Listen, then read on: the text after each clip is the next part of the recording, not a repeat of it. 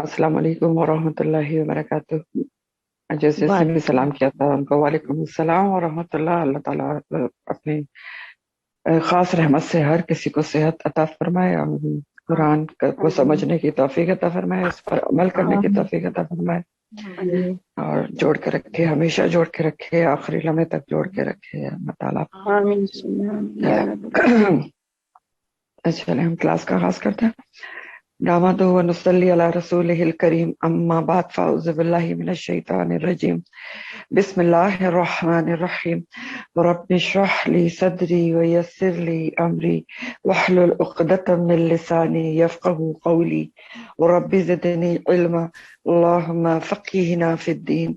अल्लाहुम्मा अर्ज़ुक़नी अत-तफ़क्कुरा व तदब्बुरा बिमा यतलूहु लिसानी मिन किताबिक वल फ़हम लहू वल मअरिफ़ता बिमआनी वन नज़र फ़ी अजाइबिही वल अमल बिज़ालिका मा बक़ीत इन्नका अला कुल्लि शैइन क़दीर। रब्बिरहमहुमा कमा रब्बयानी सग़ीरा। अल्लाहुम्मा हसिबनी हिसाबन यसीरा। रब्बना ला तुज़िग़ क़ुलूबना बअद इज़ हदैतना व हब लना मिन लदुनका रहमा इन्नका अंतल वह्हाब। आमीन या रब्बल आलमीन।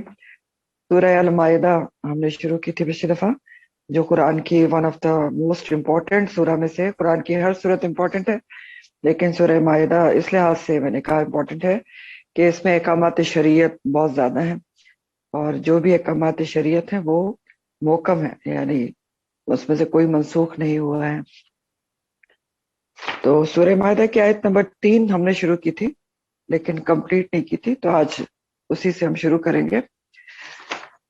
आयत नंबर 3 शुरू हुई थी हुर्रिमत अलैकुमुल मैततु से, यानी 10 चीजें इसमें बताई गई हैं जिनको अल्लाह ताला ने हराम करार दिया गया कि ये अहले ईमान को ये खाना जायज नहीं है। और आखिर में बताया गया कि जालिकुम फिस्क, मना करने के बावजूद भी जो ये इस तरह के काम, कुछ इसमें काम भी है ना, और कुछ खाने की चीजें हैं, काम भी है ना। तस्तक़सिमु बिल अज़लाम, कि तुम किस्मत का हाल मालूम करो पांच उसके तीरों के जरिए। तो कुछ काम है और कुछ चीजें हैं जिनको हराम करा दिया क्या, और कहा कि अगर तुम ये करोगे तो क्या होगा, फिस्क हो जाएगा, ये नाफरमानी होगी, अल्लाह की हुदूद से निकल जाओगे। फिर फरमाया अल यौमा यईसल्लज़ीना कफरू मिन दीनिकुम फला तख्शौहुम वख्शौनी। आज के दिन तुम्हारे जो जिन्होंने कुफ्र किया वो लोग तुम्हारे दीन से मायूस हो गए, ना उम्मीद हो गए। तो ये आपने पढ़ा था, और पता नहीं पढ़ा था कि नहीं पढ़ा था, मुझे भी याद नहीं। बहरहाल मैं यहीं से शुरू करती हूँ। अल यौमा यईसल्लज़ीना कफरू मिन दीनिकुम फला तख्शौहुम वख्शौनी से शुरू करते हैं। तो आज का दिन मायूस हो गए तुमसे जिन लोगों ने कुफ्र किया तुम्हारे दीन से। तो अल यौमा कौन सा दिन है, ये पहले याद रखें। अल यौमा से मुराद है कि वो दिन जिस दिन इस वही का नुज़ूल हुआ, इन आयात का नुज़ूल हुआ। हाँ, और ये कौन सा दिन था, ये इस दिन दो ईदें थी। यौम अरफा था, यानी 9 ज़िलहिज थी, और हज्जतुल विदा का मौका था 10 हिजरी। ठीक। अलियमा कौन सा दिन था, जो आज आगे भी आप पढ़ेंगे कि अलियमा, तो ये कौन सा दिन मुराद है, 10 हिजरी का दिन था, यानी जिस दिन नबी करीम, जिस साल में नबी करीम सल्लल्लाहु अलैहि वसल्लम ने हज्जतुल विदा किया था। और दिन कौन सा था, यौम अरफा, अरफात का मैदान, 9 ज़िलहिज, और जुमे का दिन भी था। तो इसलिए दो ईदें थी। तो 1,24,000 सहाबा का जो मजमा देखकर कुफार तुम्हारे दीन से मायूस हो गए। 1,24,000 से ज्यादा का मजमा उस वक्त मौजूद था, तो मायूस हो गए। यानी आज इतना दीन की सरबुलंदी और इतने मुसलमानों को देखकर कुफार को अच्छी तरह पता चल गया कि अब उनको जो दीन के खिलाफ उनकी साजिशें थी वो बेकार साबित होंगी। दीन फैल गया और फैल कर रहेगा। तो इसी सिलसिले में एक हदीस का मफहूम है, उसकी मिशकात की है कि शैतान अब इस बात से ना उम्मीद हो गया है कि नमाजी जजीरतुल अरब में उसकी इबादत करें। हाँ, अलबत्ता वो उनके बाहिमी ताल्लुकात खराब करने से मायूस नहीं है। समझ गया हदीस। इस बात से तो शैतान मायूस हो चुका है कि अब उसकी इबादत की जाए अरब के अंदर, और अरब की उस वक्त बात की गई कहीं पर भी, लेकिन इस चीज से मायूस नहीं है कि आपस में मुसलमानों के ताल्लुकात खराब करे। तो बहरहाल اللہ تعالیٰ نے فرمایا کہ اب دین کا غلبہ ہو چکا ہے، دین غالب آ چکا ہے، دین اسلام، کفار دبے ہوئے ہیں، اب اگر وہ تمہاری مخالفت کرتے بھی ہیں تو ان سے نہ ڈرو، فلا تخشوہم، بخشونی، اور میری، مجھ سے ڈرو، صرف اللہ سے ڈرو، صرف اللہ کی خشیت رکھو۔ خشیت جو ہے نا، یہ بخشونی اور تخشوہم کا لفظ خشی سے ہے، خاشین یا، ایک تو خشوع ہوتا ہے نا، اس میں عین آتا ہے، یہ خشیت ہے، دونوں کے معنوں میں فرق ہے۔ خشیت کا مطلب ہوتا ہے کہ کسی کی عظمت کا ڈر دل میں ہونا، اور خشیت الہی مشہور ہے کہ اللہ کا ڈر دل میں ہونا۔ تو اللہ تعالیٰ نے سمجھایا کہ ان سے نہ ڈرو اور مجھ سے ڈرو، لوگوں سے ڈرنے کی ضرورت نہیں ہے۔ اور بات یہ ہے کہ جو خشیت الہی ہوتی ہے نا، وہ ہمیشہ علم والوں میں زیادہ ہوتی ہے۔ کون سا علم؟ قرآن کا جس کو علم ہوتا ہے، اسی کے دل میں ہمیشہ اللہ کی خشیت زیادہ ہوتی ہے، کیونکہ دیکھیں جتنا زیادہ علم ہوتا ہے اتنا ہی زیادہ اللہ کی عظمت کا احساس دل میں ہوتا ہے نا، انسان اللہ کو پہچانتا ہے نا۔ اسی لیے سورہ فاطر میں آتا ہے، سورہ فاطر کی آیت نمبر 28 ہے، انما یخش اللہ من عبادہ العلماء۔ اللہ تعالیٰ کہتے ہیں کہ بے شک اللہ کی خشیت اس کے بندوں میں سب سے زیادہ وہی رکھتے ہیں جو علم والے ہیں۔ تو جس کے پاس جتنا علم آ جائے وہ اتنا اللہ کو پہچان لیتا ہے، اور اتنا ہی اس کا دل میں اللہ کی عظمت کا ڈر پیدا ہو جاتا ہے۔ تو اللہ تعالیٰ نے فرمایا کہ لوگوں سے نہ ڈرو، بخشونی، اور مجھ سے ڈرو۔ پھر فرمایا الیوم، آج کے دن، اور یہ آج کا دن کون سا ہے؟ وہی دن، یوم عرفہ، جس دن ان آیات کا نزول ہوا تھا۔ اور الیوم، آج کے دن، اکملت لکم دینکم، آج کے دن اکملت، میں نے مکمل کر دیا، لکم، تمہارے لیے، دینکم، تمہارا دین۔ اکمل کا لفظ کمل، کمال سے ہے، کاف میم لام، یعنی کمال کو پہنچ گیا دین، ہر چیز مکمل ہو گئی، ہر چیز بتا دی گئی، آج کے دن مکمل ہو گیا۔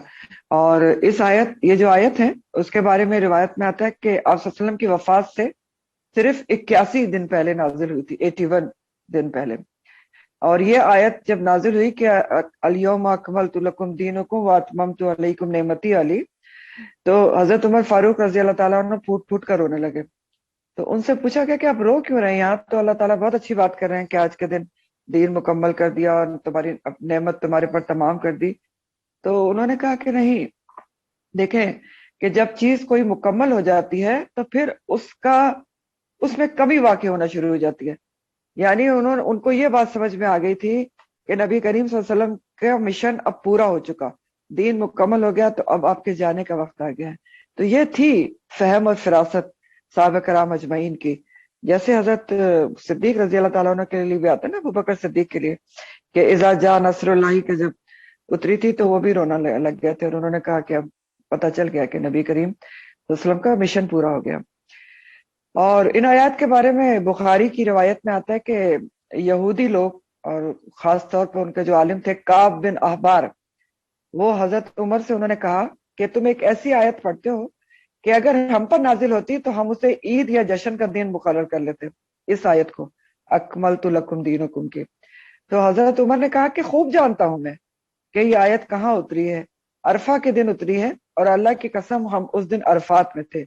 یعنی انہوں نے کیا جواب دیا کہ تم کیا عید کا دن مناتے؟ مجھے اچھی طرح پتا ہے ہمارا وہ عید کا ہی دن تھا، یعنی عید سے بھی بڑھ کر تھا نا، یوم عرفہ تھا اور جمعہ بھی تھا۔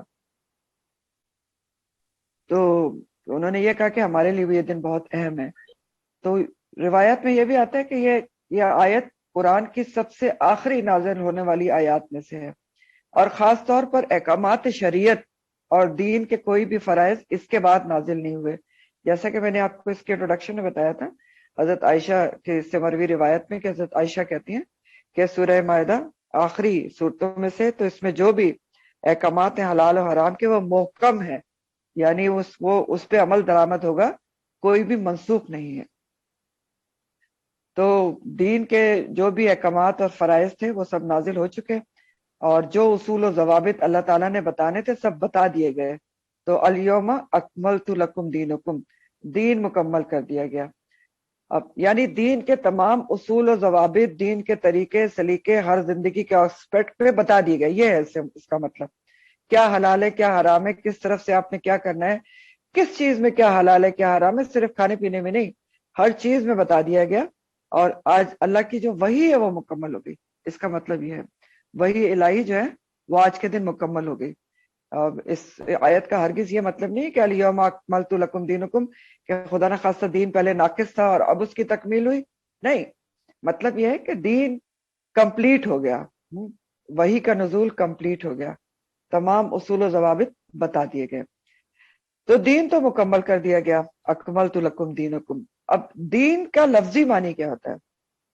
دین مکمل کر دیا گیا نا، بات کہی جا رہی ہے. تو دین کے لغوی معنی ہوتے ہیں زندگی گزارنے کا طریقہ سلیقہ. دین کیا ہوتا ہے؟ زندگی گزارنے کا طریقہ سلیقہ.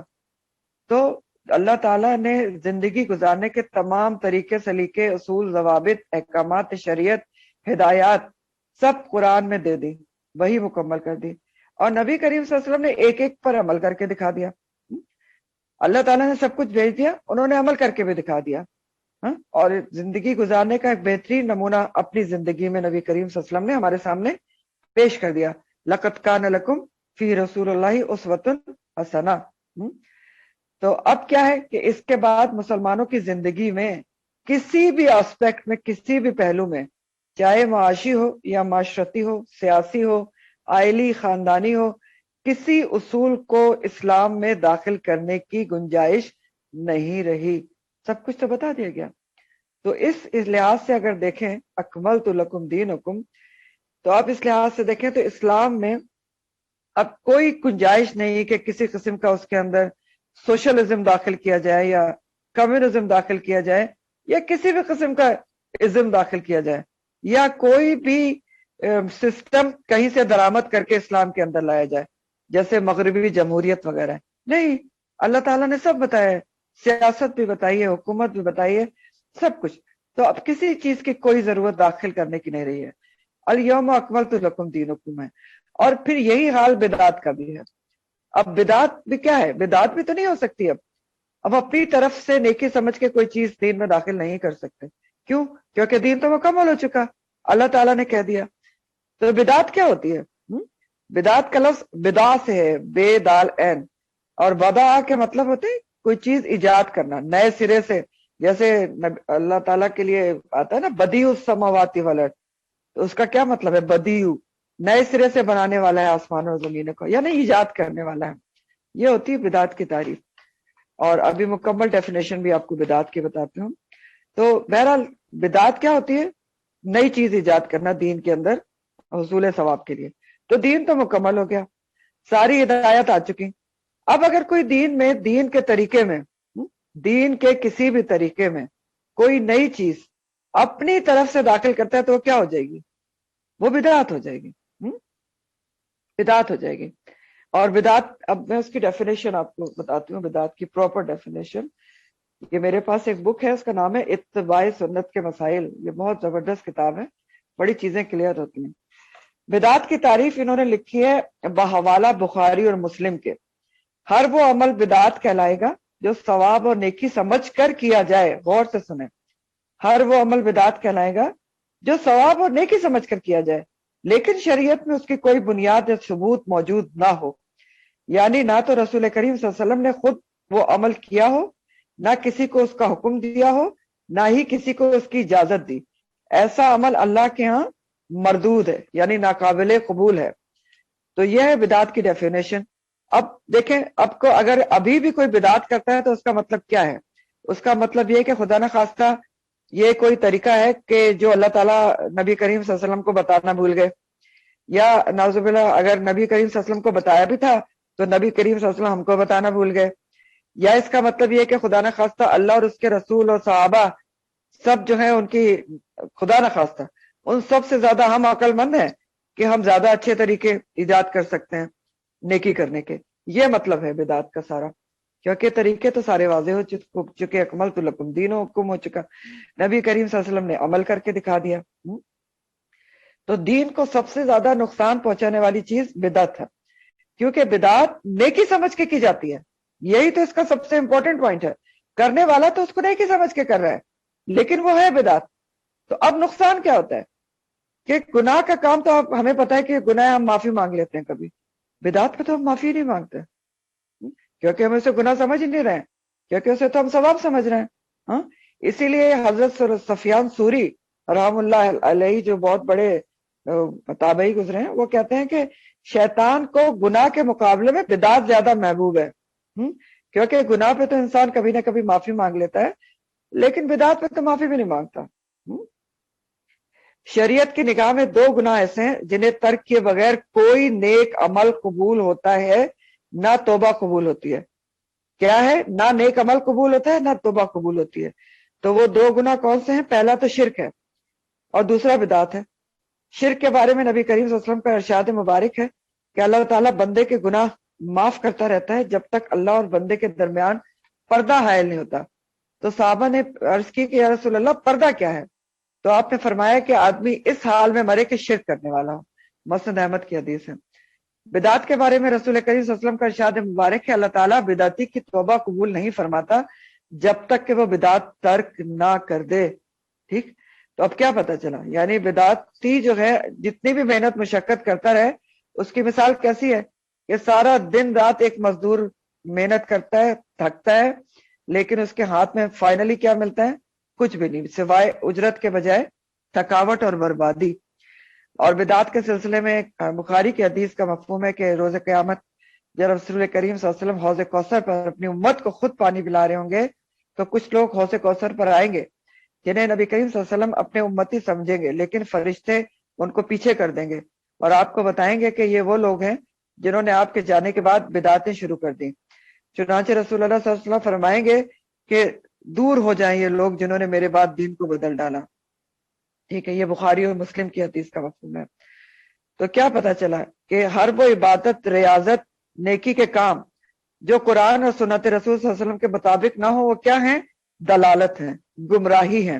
اور حدیث کا مفہوم ہے کہ ہر جھوٹی بات جو ہے، ہر نئی بات یعنی ایجاد کرنے والی بات، دیکھیں یہ حدیث ہے نسائی کی کہ دین میں ہر نئی چیز ایجاد جو کی جائے وہ بدعت ہے، اور ہر بدعت گمراہی ہے، اور ہر گمراہی دوزخ میں لے جانے والی ہے۔ کل محدثۃ بدعۃ وکل بدعۃ ضلالہ وکل ضلالۃ فی النار۔ ٹھیک، یہ ہے حدیث کا مفہوم۔ تو یہ سب کچھ ہے بدعت کے بارے میں، اور دین مکمل ہو چکا تو ظاہر بدعت کی بھی قطعاً کوئی گنجائش کہیں سے بھی نہیں ہے۔ تو دین مکمل ہے، اور اس دین میں کوئی نئی چیز شامل کی گئی تو وہ بدعت ہوگی، یا پھر یہی میں نے آپ کو جو بتایا کہ یہ تھنکنگ ہوگی کہ خدا نہ خواستہ ہم زیادہ عقل مند ہیں۔ دین مکمل ہو گیا پوری طرح، حلال کیا ہے، حرام کیا ہے، کھانا پینا، پہننا کیا ہے، اوڑھنا کیا ہے، عبادات کیسے کرنی ہے، ہر چیز، نکاح کس سے کرنا ہے، سب کچھ بتا دیا گیا، ہر چیز سکھا دی گئی۔ اب مسلمان کی ایک اپنی شناخت ہے، اپنی پہچان ہے۔ اب مسلمان اپنے کھانے پینے سے پہچانا جا سکتا ہے کہ وہ کیا کھاتا ہے اور کیا نہیں کھاتا۔ اب مسلمان اپنے طور طریقے سے پہچانا جا سکتا ہے کہ وہ کس سے نکاح کرتا ہے، وہ کیا پہنتا ہے، وہ کس طریقے سے کیا کرتا ہے۔ اب مسلمان اپنے عبادات کے طور طریقے سے پہچانا جا سکتا ہے۔ تو اب مسلمان کی شناخت کیسے ہوگی کہ ایک مسلمان کا نماز اور قربانی، اس کا جینا اور اس کا مرنا کس کے لیے ہوگا؟ للہ رب العالمین کے لیے ہوگا۔ یہ سورہ الانعام کی آیت ہے کہ ان صلاتی و نسکی و محیای و مماتی للہ رب العالمین، کہ اب میرا سب کچھ جو ہے، میری نماز اور میری قربانی اور میرا جینا اور میرا مرنا سب کس کے لیے؟ اللہ رب العالمین کے لیے۔ تو یہ ہے مسلمان کی شناخت دین مکمل ہونے کے بعد، اور جس نے یہ کر لیا وہی کامیاب ہے۔ لیکن ہوتا کیا ہے کہ جب کوئی یہ کرنے کی کوشش کرتا ہے کہ اس کا جینا مرنا، اس کی عبادت، اس کی نماز، اس کی قربانی، اٹھنا بیٹھنا، ہر طریقہ اللہ کے مطابق ہو، رب العالمین کے لیے ہو، تو پھر دنیا اس کو کیا کہتی ہے؟ کیا کہتی ہے دنیا اس کو؟ پھر اس کو کہتی کٹر ہے، پھر اس کو کہتی کہ یہ ایکسٹریمسٹ ہیں، پھر اس کو پتہ نہیں کیا کیا خطابات دیے جاتے ہیں۔ تو اللہ تعالیٰ نے پہلے ہی آپ کو بتا دیا، جو بہت اہم بات بتا دی کہ فلا تخشوہم واخشونی، کہ لوگوں سے نہ ڈرو، مجھ سے ڈرو۔ اللہ سے ڈرتے ہوئے وہی کرتے رہو جس سے رب راضی ہو، جینا مرنا رب العالمین کے لیے ہی رکھو۔ اور پھر ایک دن ایسا آ جائے گا نا کہ یئس الذین، کہ لوگ مایوس ہو جائیں گے تم سے، ان کو پتہ چل جائے گا کہ آپ اس کا کچھ نہیں بگاڑ سکتے، اس نے وہی کرنا ہے جو اللہ رسول کا حکم ہے۔ بہت یہ ہمارے لیے سبق کی بات ہے، اس کو سمجھیں کہ اللہ تعالیٰ کیا سمجھا رہے ہیں ہمیں، کہ دین مکمل ہے، آپ اس پہ عمل کریں، اپنے عمل کرنے میں ہی آپ کی اللہ تعالیٰ کی رضامندی ہے، اور لوگوں سے نہ ڈریں، اللہ کو راضی کرنے کی کوشش کر رہے ہیں۔ ایک دن لوگ مایوس ہو جائیں گے کہ اس کا کچھ نہیں کیا جا سکتا، اس نے ایسے ہی کرنا ہے، اس کا جینا مرنا سب اللہ کے لیے اس نے رکھنا ہے، ہاں؟ تو بخشو نہیں، اللہ سے ڈرو، لوگوں سے نہ ڈرو، جس نے تم کو اتنی بڑی نعمت دے دی دین اسلام کی۔ تو لوگوں کو تو پتہ ہی نہیں تھا، ہمیں پتہ چلتا کیا ہمارے لیے نقصان دہ ہے، کیا ہمارے لیے فائدہ مند ہے۔ خون کی مثال لے لیں نا، ہمیں تو پتہ ہی نہیں تھا، سائنسدانوں کو بھی نہیں پتا تھا کئی سالوں تک کہ انسانی خون ہمارے لیے نقصان دہ ہے۔ اللہ تعالیٰ نے تو 1400-1500 سال پہلے ہی بتا دیا۔ تو اسی لیے تو اللہ تعالیٰ آگے یہی فرما رہے ہیں کہ الیوم اکملت لکم دینکم واتممت علیکم نعمتی، اور میں نے اتمام کر دی، تمام کر دی۔ اتممت اور تمام اور اتمام کا مطلب ہے کسی چیز کو ایسے مکمل کرنا کہ کسی خارجی باہر کی چیز کی ضرورت ہی نہ رہے۔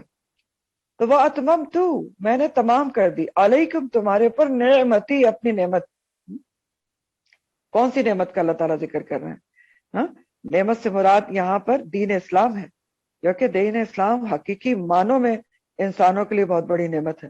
آپ دیکھیں نا، خاص طور پر مسلمانوں کے لیے اس دین اسلام کے ذریعے اللہ تعالیٰ نے ایسے احکامات دیے ہیں، ہمیں ایسے طریقے سکھائے ہیں کہ جن پر چل کے انسان کی دنیا بھی سنور جاتی ہے اور آخرت بھی سنور جاتی ہے۔ دنیا کی زندگی بھی صاف ستھری، طیب، خوشگوار ہوتی ہے، اور آخرت سنور جاتی ہے۔ انسان کسی دوسرے دین کا دست نگر نہیں رہتا، سب کچھ ہمارا دین بتاتا ہے۔ دین اسلام وہ دین ہے جو صراط مستقیم کی طرف رہنمائی کرتا ہے، جنت کے راستے پر آپ کو چڑھا دیتا ہے، جنت کا مسافر بناتا ہے۔ تو بے شک دین اسلام کیا ہے؟ بہت بڑی نعمت ہے اللہ کی۔ وَأَتْمَمْتُ عَلَيْكُمْ نِعْمَتِي، جس کو مل گئی اس کو اللہ تعالیٰ کا بے پناہ شکر گزار ہونا چاہیے۔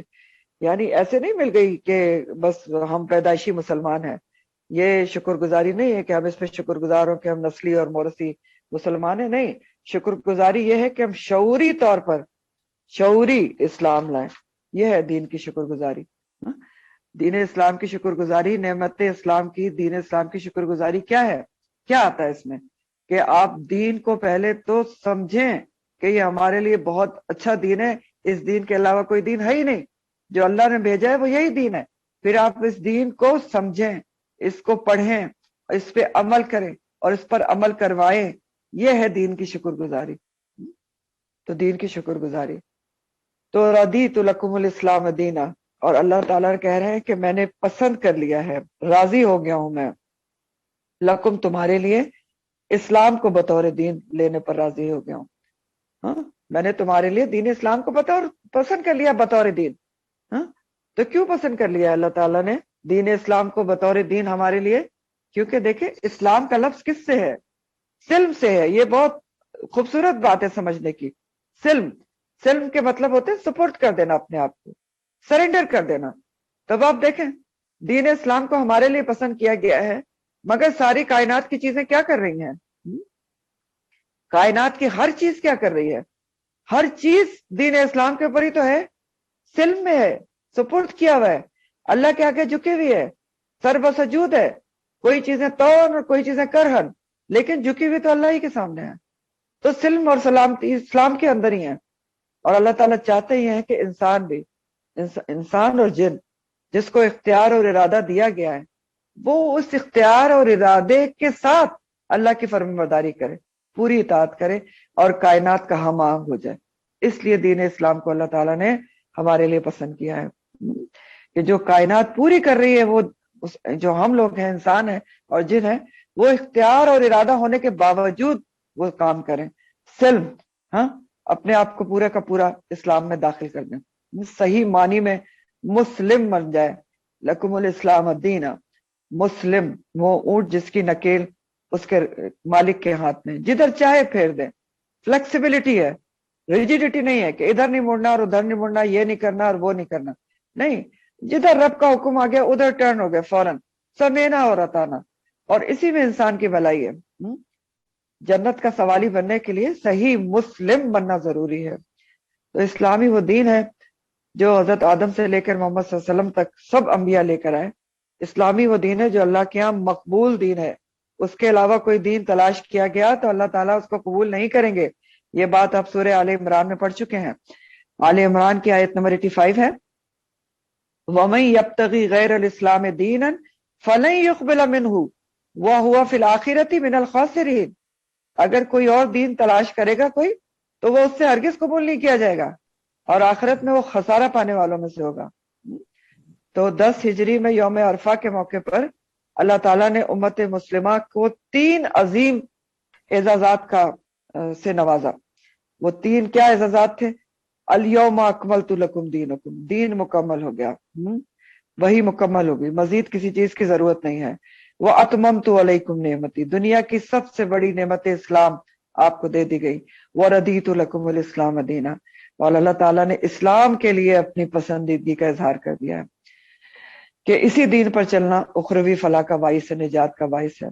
تو اب ہمارے لیے اس میں کیا سبق ہے کہ اللہ تعالیٰ نے فرمایا کہ ردیت لکم الاسلام دینا، کہ میں نے تمہارے لیے دین اسلام کو پسند کر لیا ہے، راضی ہوں میں اس پر. سبق ہمارے لیے بہت اہم ہے کہ ہمیں بھی دین اسلام کو پسند کرنا چاہیے، پسند کرنا چاہیے. یہ بات کو سمجھیں. یعنی ایک تو ہم دین پر عمل کر رہے ہوتے ہیں، کیا کبھی ہمیں کوئی باری لگ رہا ہوتا ہے، اچھا یہ تو بڑا مشکل ہے لیکن کرنا تو ہے، اب پتہ ہے 5 ٹائم کی نماز ہے، پڑھنی تو ہے، دل پر بوجھ ہے، اچھا پردہ بھی ہے، بڑی مشکل ہے، مصیبت ہے، لیکن کر تو لیں گے. کیونکہ یہ پسند کرنا نہیں ہے دین کو، یہ راضی ہونا نہیں ہے دین کے اوپر. تو ہمارے لیے سبق کیا ہے کہ ہم نے دین اسلام کو پسند کرنا ہے، اللہ کے احکامات پر دل کی رضا اور رغبت خوشی سے عمل کرنا ہے. کسی بھی دین کے حکم پر عمل کرنے میں جھجک، آر، شرم محسوس نہیں کرنی ہے. ایسا بھی ہوتا ہے نا کہ ہم کبھی شرم محسوس کرتے ہیں کہ ہم کسی حکم پر عمل کر رہے ہیں کہ اچھا وہ آگے والی کہیں گے یہ تو پتہ نہیں بہت ہی بیکورڈ ہے، تو بڑا چادر اوڑی ہوئی ہے، اتنا بڑا عبایا پہنے ہوئے تو پتہ نہیں کیا آ گئی ہیں. تو یہ سب نہیں ہوتا، ٹھیک ہے؟ یہ دین اسلام پر راضی ہونے والی باتیں نہیں ہیں. دین اسلام کو دل اور کی رضا اور رغبت سے پسند کرنا اور عمل کرنا دل کی خوشی سے، اور کوئی جھجک اور کوئی اس کے اندر آر محسوس نہیں کرنا، بلکہ فخریہ طور پر دین کے احکامات پر عمل کرنا. یہ ہے ردیت لکم الاسلام دینا، دین کو پسند کرنا. اپنے بچوں کو بتانا دین کے احکامات، اس میں بھی گھبرانا اور ڈرنا نہیں چاہیے کہ بچے کیا کہیں گے کہ اماں تو بہت ہی سخت ہیں. نہیں، آپ نے بتانا ہے، بتائیں گے نہیں تو پتہ کیسے چلے گا؟ یہ جو ہم کہتے ہیں نا ان کو آگے جا کے خود ہی پتہ چل جائے گا، آگے جا کے کون سا آگے آئے گا اور کب آئے گا؟ نہیں، شروع سے بتائیں ان کو کہ یہ ایک نعمت ہے. اتممت علیکم نعمتی، نعمت ہے اللہ تعالیٰ کی، جس کو بتانا ہے، آگے پہنچانا ہے، لوگوں کو جوڑنا ہے نعمت اسلام سے صحیح معنی میں. اللہ تعالیٰ یہاں پر کلیئر کٹ فرما رہے ہیں واضح طور پر کہ وہ ردیت لکم الاسلام دینا، میں نے تمہارے لیے صرف دین اسلام کو پسند کیا ہے، تو اسی کے طریقے پہ چلنے میں میری رضامندی ہے. صاف صاف بتا رہے ہیں نا اللہ تعالیٰ، میں راضی کس بات پہ ہوں؟ اسلام پر چلنے میں. تو ہماری زندگی کا مطلوب اور مقصود بھی کیا ہے؟ کیا ہے میری اور آپ کی زندگی کا کیا مطلب ہے، کیا مقصد ہے؟ بتائیں، کیا گول ہے، کیا ایم ہے کہ اللہ راضی ہو جائے؟ تو اللہ تعالیٰ تو بتا رہے ہیں کہ میں کیسے راضی ہوں گا کہ پورے کا پورا دین اسلام میں داخل ہو جاؤ، کیونکہ مجھے تو وہی دین پسند ہے، وہی قابل قبول ہے. تو یہ ہمارے لیے اس میں سبق تھا. پھر آگے اللہ تعالیٰ فرماتے فمان، تو جو کوئی اضطر، مجبور کیا گیا، فی مخمصۃ، بھوک میں. کس سے مجبور کیا گیا؟ بھوک سے. غیر متجانف، نہ مائل ہونے والا، للاسم، گناہ کی طرف. فإن اللہ، تو بے شک اللہ تعالیٰ، غفور الرحیم، غفور الرحیم.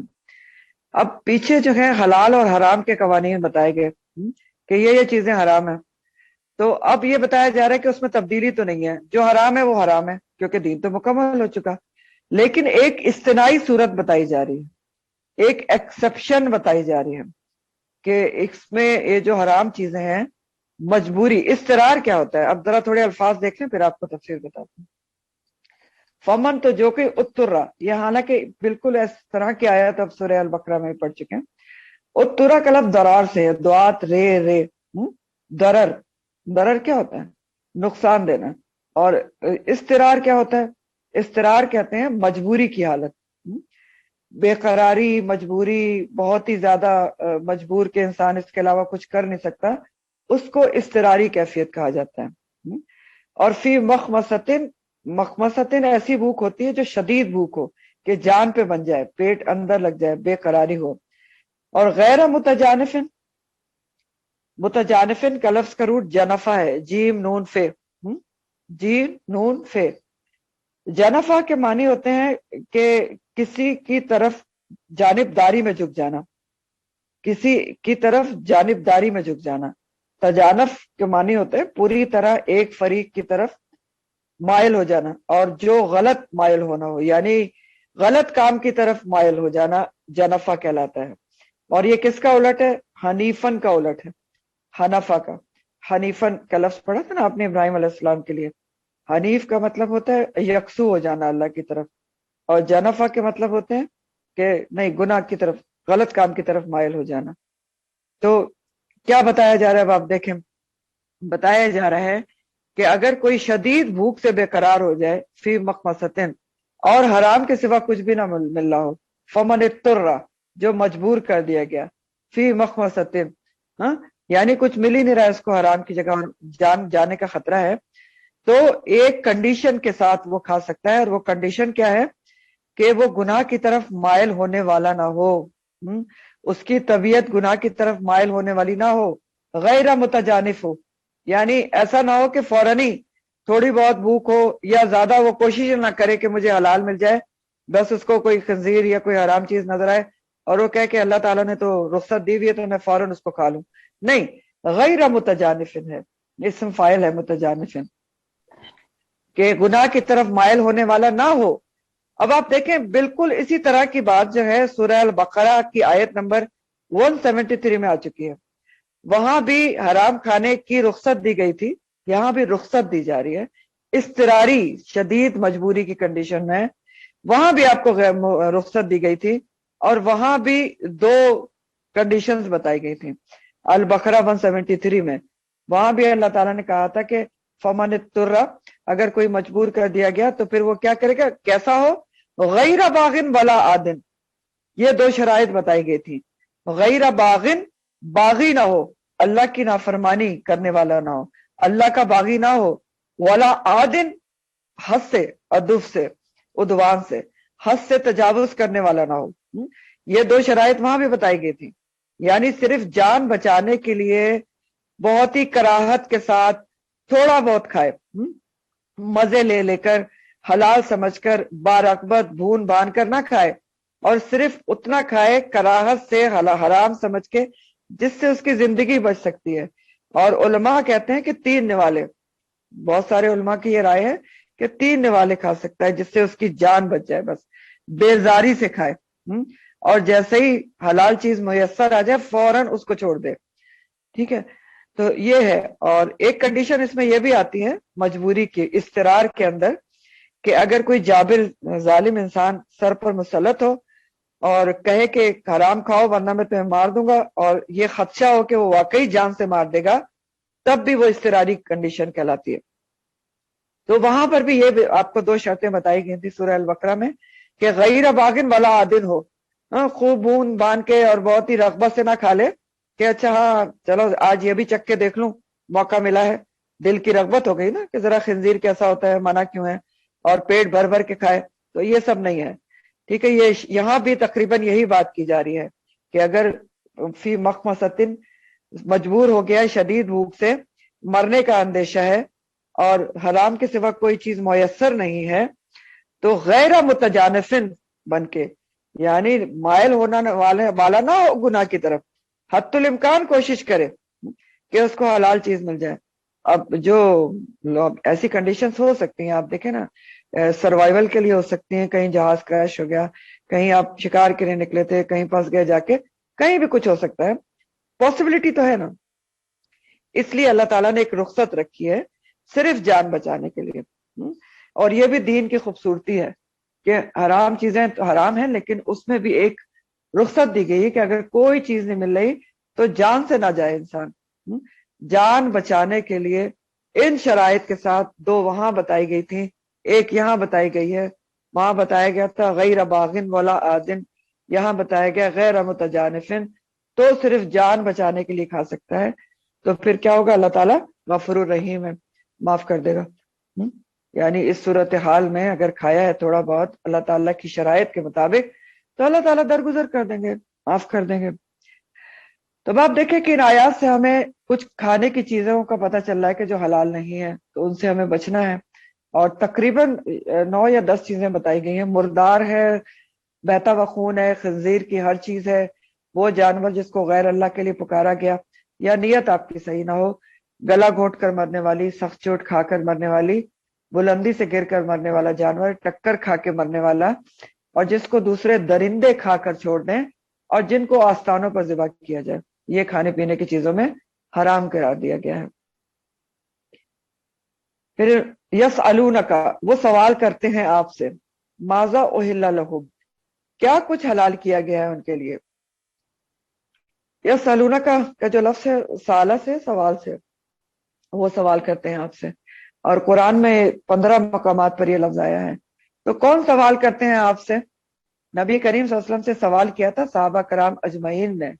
جب حرام کی تفصیلات بتائی گئیں تو صحابہ کے دل میں یہ خیال پیدا ہوا کہ حلال کے بارے میں بھی پوچھ لیں کہ حلال کیا ہے، کیونکہ دیکھیں صحابہ کرام اللہ کی مرضی کے مطابق چلنے میں بہت ہی سنجیدہ اور سیریس تھے۔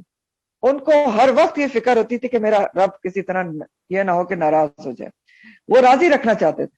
تو دین کے معاملے میں بہت سیریس ایٹیٹیوڈ تھا ان کا۔ اور ویسے بھی جو سوال ہوتا ہے وہ انسان کی شخصیت کا آئینہ دار ہوتا ہے، ٹھیک، اور جو سنجیدہ طالب علم ہوتے ہیں وہ ہمیشہ اچھی نیت سے فائدہ مند سوال پوچھتے ہیں جو لوگوں کے لیے بھی فائدہ مند ہو۔ تو اللہ تعالیٰ نے جواب دیا ہے کہ آپ ان کو بتا دیجئے، قل کہہ دیجئے، احل لکم الطیبات، تمہارے لیے حلال ہیں تمام طیبات، پاکیزہ چیزیں، طیب چیزیں۔ تو طیبات کیا ہوتی ہیں؟ طیبات طیبتن کی جمع ہے۔ طیب چیز دو طرح سے اس کو آپ کاؤنٹ کرتے ہیں، ظاہری طور پر طیب ہو اور معنوی طور پر طیب ہو۔ ظاہری طور پر کیا؟ پاک، صاف ستھری، گلی سڑی نہ ہو، خوشبودار، مرغوب، پسندیدہ ہو۔ اور معنوی طور پر کیسے طیب ہو؟ شریعت کے حساب سے وہ حلال ہو اور شرکیہ چیز اس میں شامل نہ ہو، اور ذرائع آمدنی یعنی اس کو کمانے کا جو ذریعہ ہے وہ بھی حلال ہو، کسب حلال سے ہو۔ جیسے مرغی ویسے تو حلال ہے، لیکن اگر چوری کی مرغی تو حلال نہیں ہے نا، طیب نہیں رہتی ہو، پھر وہ تو کسب حلال میں نہیں آتی۔ تو بہرحال حرام چیزوں کا دائرہ محدود ہے جو اللہ تعالیٰ نے بتا دیا، اور حلال چیزیں لامحدود ہیں۔ اللہ تعالیٰ کہہ رہے جو بھی طیبات ہیں وہ آپ کھائیں، اور یہ بھی اللہ تعالیٰ کا احسان عظیم ہے۔ پھر بتایا جا رہا ہے کہ اور کیا حلال ہے، حلال چیزیں بتائی جا رہی ہیں کہ اور کیا حلال ہے۔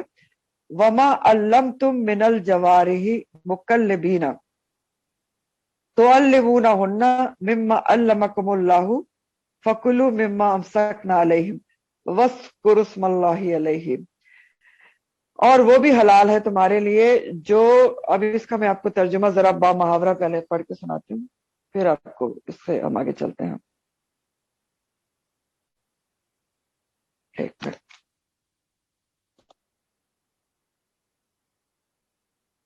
کہ اس طرح سے آپ کو ترجمہ اس کا سمجھ میں آئے گا۔ جی دیکھیں، اس میں یہ کہا جا رہا ہے کہ اور کیا تمہاری حلال ہے، ان شکاری جانوروں کا شکار بھی، ان شکاری جانوروں کا شکار بھی حلال ہے جنہیں تم نے اس طرح صدایا سکھایا ہو جیسے اللہ نے تمہیں سکھایا ہے۔ لہذا جو شکار، وہ شکاری جانور تمہارے لیے روکے رکھے ہیں وہ کھا سکتے ہو، اور انہیں چھوڑتے وقت اللہ کا نام لے لیا کرو، ٹھیک ہے۔ یہ ہے اس کا با محاورہ ترجمہ یا رواں ترجمہ جس کو آپ کہتے ہیں، ٹھیک ہے۔ اب اس کے الفاظ دیکھ لیں۔ جوارے کا لفظ آیا ہے کہ وما، اور جو، علم تم، سکھایا تم نے، من الجوارح، شکاری جانوروں کو۔ جوارح شکاری جانوروں کے لیے لفظ آیا ہے۔ جوارے جو ہے وہ جراح سے ہے، جیم رے ہا، جراح کہتے ہیں زخم کو، اور قرآن میں آتا ہے نا وجروح قصاص، جمع میں آتا ہے۔ اور جراح کا دوسرا معنی ہوتا ہے کمائی کرنا، تو دونوں معنی یہاں پر لیے جا سکتے ہیں۔ جراح اگر آپ زخم کے لحاظ سے لیں تو میں نے آپ کو بتایا کہ جراح کیا ہوتا ہے، جراح ہم اردو میں کہتے ہیں سرجن کو، ٹھیک ہے، یہ بھی وہ لفظ بھی اسی سے ہے، چیر پھاڑ کرنے والا یا سرجری کرنے والا جراح کہلاتا ہے۔ تو جوارے جارحتن کی جمع ہے، السلام جارحتن کی علیکم، جمع۔ سوری میں کر رہی ہوں، اس کا جرا کا مطلب ہوتا ہے چیرا لگانے والا، چیرا لگانے جی والا، جی میں نے یہی بتایا، زخم لگانے والا یا جو سرجری کرنے والا چیرا، ہوتا ہے. چیرا. ہاں جی، پہلے اس جرا کا پہلے لفظ جو تھا اردو میں آتا ہے چیرا لگانے والا. ہاں لیکن میں عربی میں آپ کو ٹرانسلیٹ کر رہی ہوں کہ جراح کا جی مطلب ہوتا ہے، جراح زخم ہوتا ہے، اور جراح جو ہوتا ہے وہ زخم لگانے والا ہے. ٹھیک ہے جی، زخم، چلے جی آگے جی چلتے ہیں. جی سوری زخم جی. لگانے والا ہے. وہ اردو میں کچھ بھی ہوگا لیکن عربی میں جراح کے معنی ہے، جیم رے ہے جو روٹ ہے اس کا مطلب ہے زخم، اور جس کا جمع میں نے آپ کو بتایا جروح کے ساتھ، اور جراح بھی اسی سے ہے کہ وہ زخم لگانے والا یا چیرا لگانے والا، جو بھی آپ کہہ سکتے ہیں. لیکن جرا سے اگر جرا کیا ہے، زخم لگانے والا. سرجری میں بھی تو زخم ہی لگتا ہے نا، تو یہ ہوتا ہے. اور جوارے کا جو لفظ ہے وہ جارحتن کی جمع ہے، جارحتن کی جمع. جارحتن کہتے ہیں شکار کرنے والا جانور، جارحتن، اور جوارے اس کی جمع ہے. تو ٹھیک ہے، امید ہے آپ کو کلیئر ہو گیا ہوگا. اور مکلبینہ کا لفظ دیکھ لیں. میں نے کل آپ کو یہاں پر کہا تھا کہ آپ مکلبینہ کے ترجمے میں ساتھ میں لکھ لیں، شکار کی تعلیم دینے والے کے علاوہ یہ بھی لکھ لیں سدائے ہوئے جانور. مکلبینہ کیا ہیں؟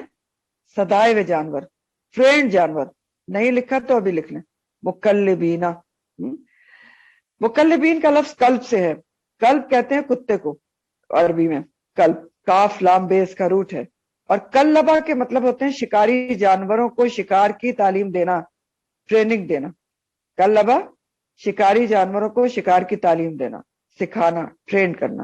اور مکلب میں بینا کیا ہے؟ مکلب کی جمع ہے، اور مکلبینہ شکار کی تعلیم دینے والے.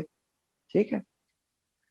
تو علمونہ ہننا، تم سکھاتے ہو ان کو، یعنی مسلمان اہل ایمان ان شکاری جانوروں کو سکھاتے ہیں، ٹرین کرتے ہیں کہ کیسے انہوں نے شکار کرنا ہے.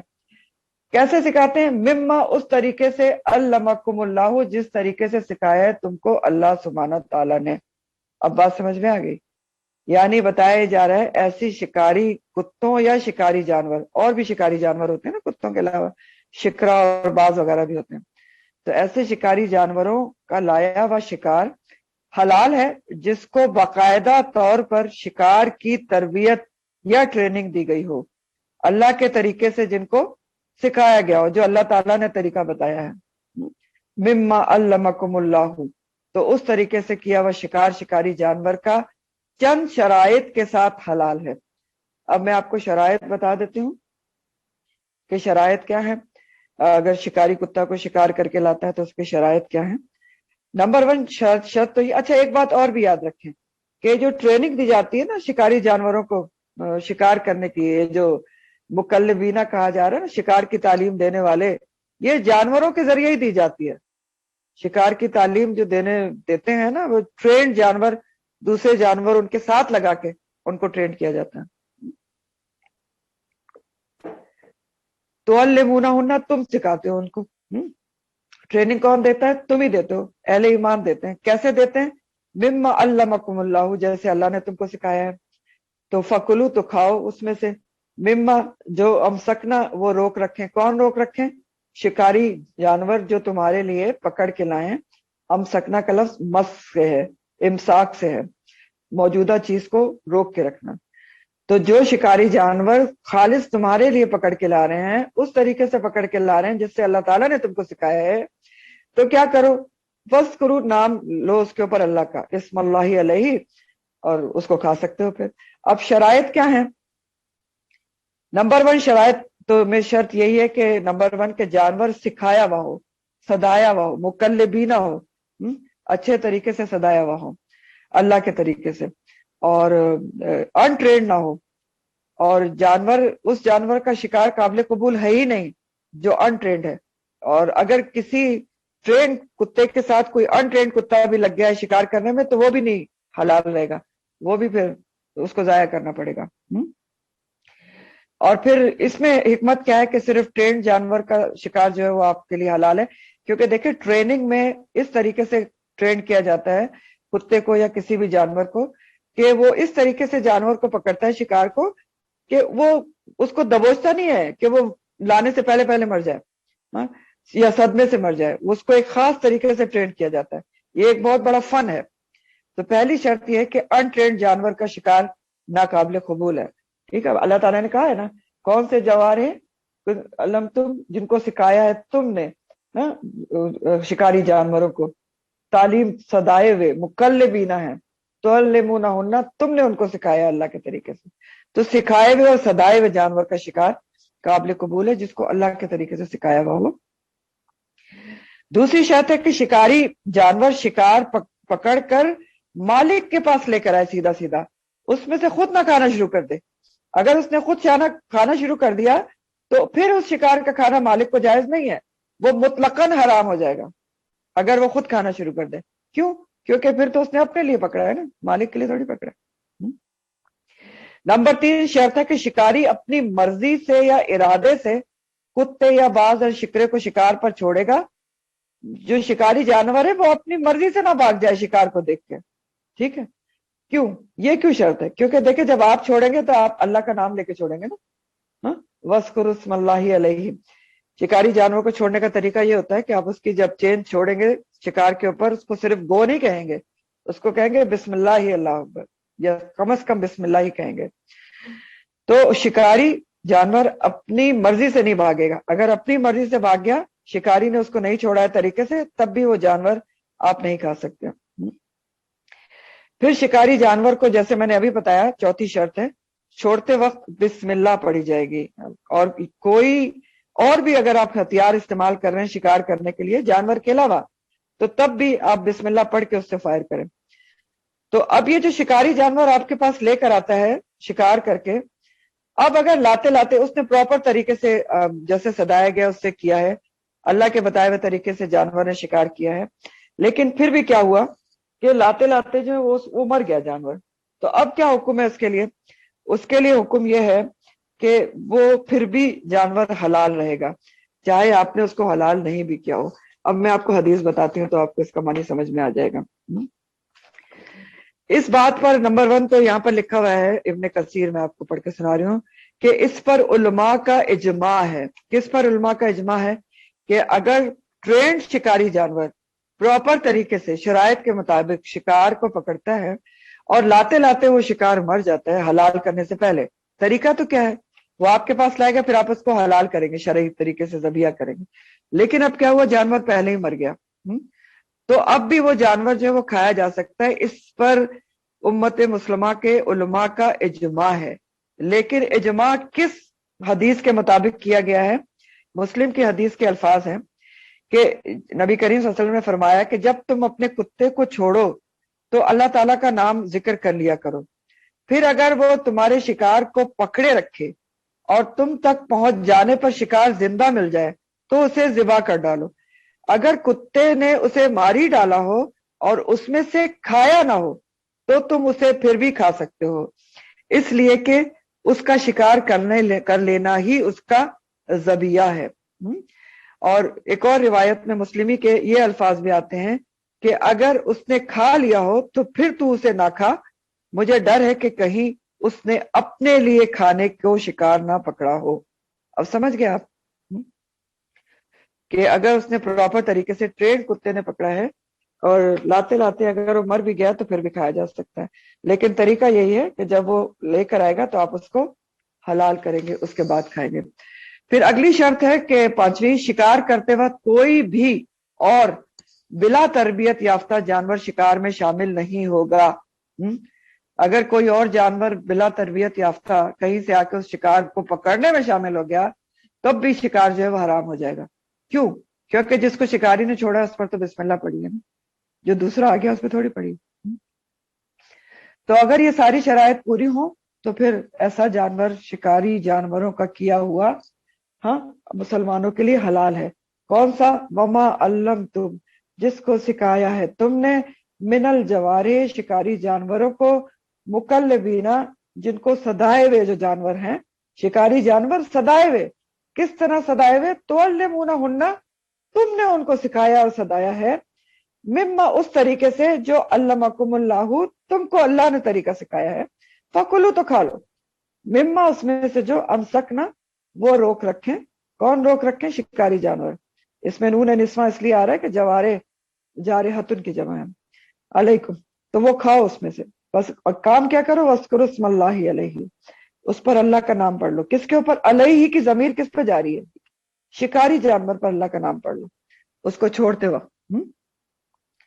اور یہاں پر ایک جو ہے بہت خوبصورت بات بھی ہے کہ اللہ تعالیٰ کہہ رہے ہیں کہ اس طریقے سے جو اللہ تعالیٰ نے تم کو طریقہ سکھایا, مما علمکم اللہ, تم سکھاتے ہو ان کو اس میں سے جو سکھایا ہے تم کو اللہ نے.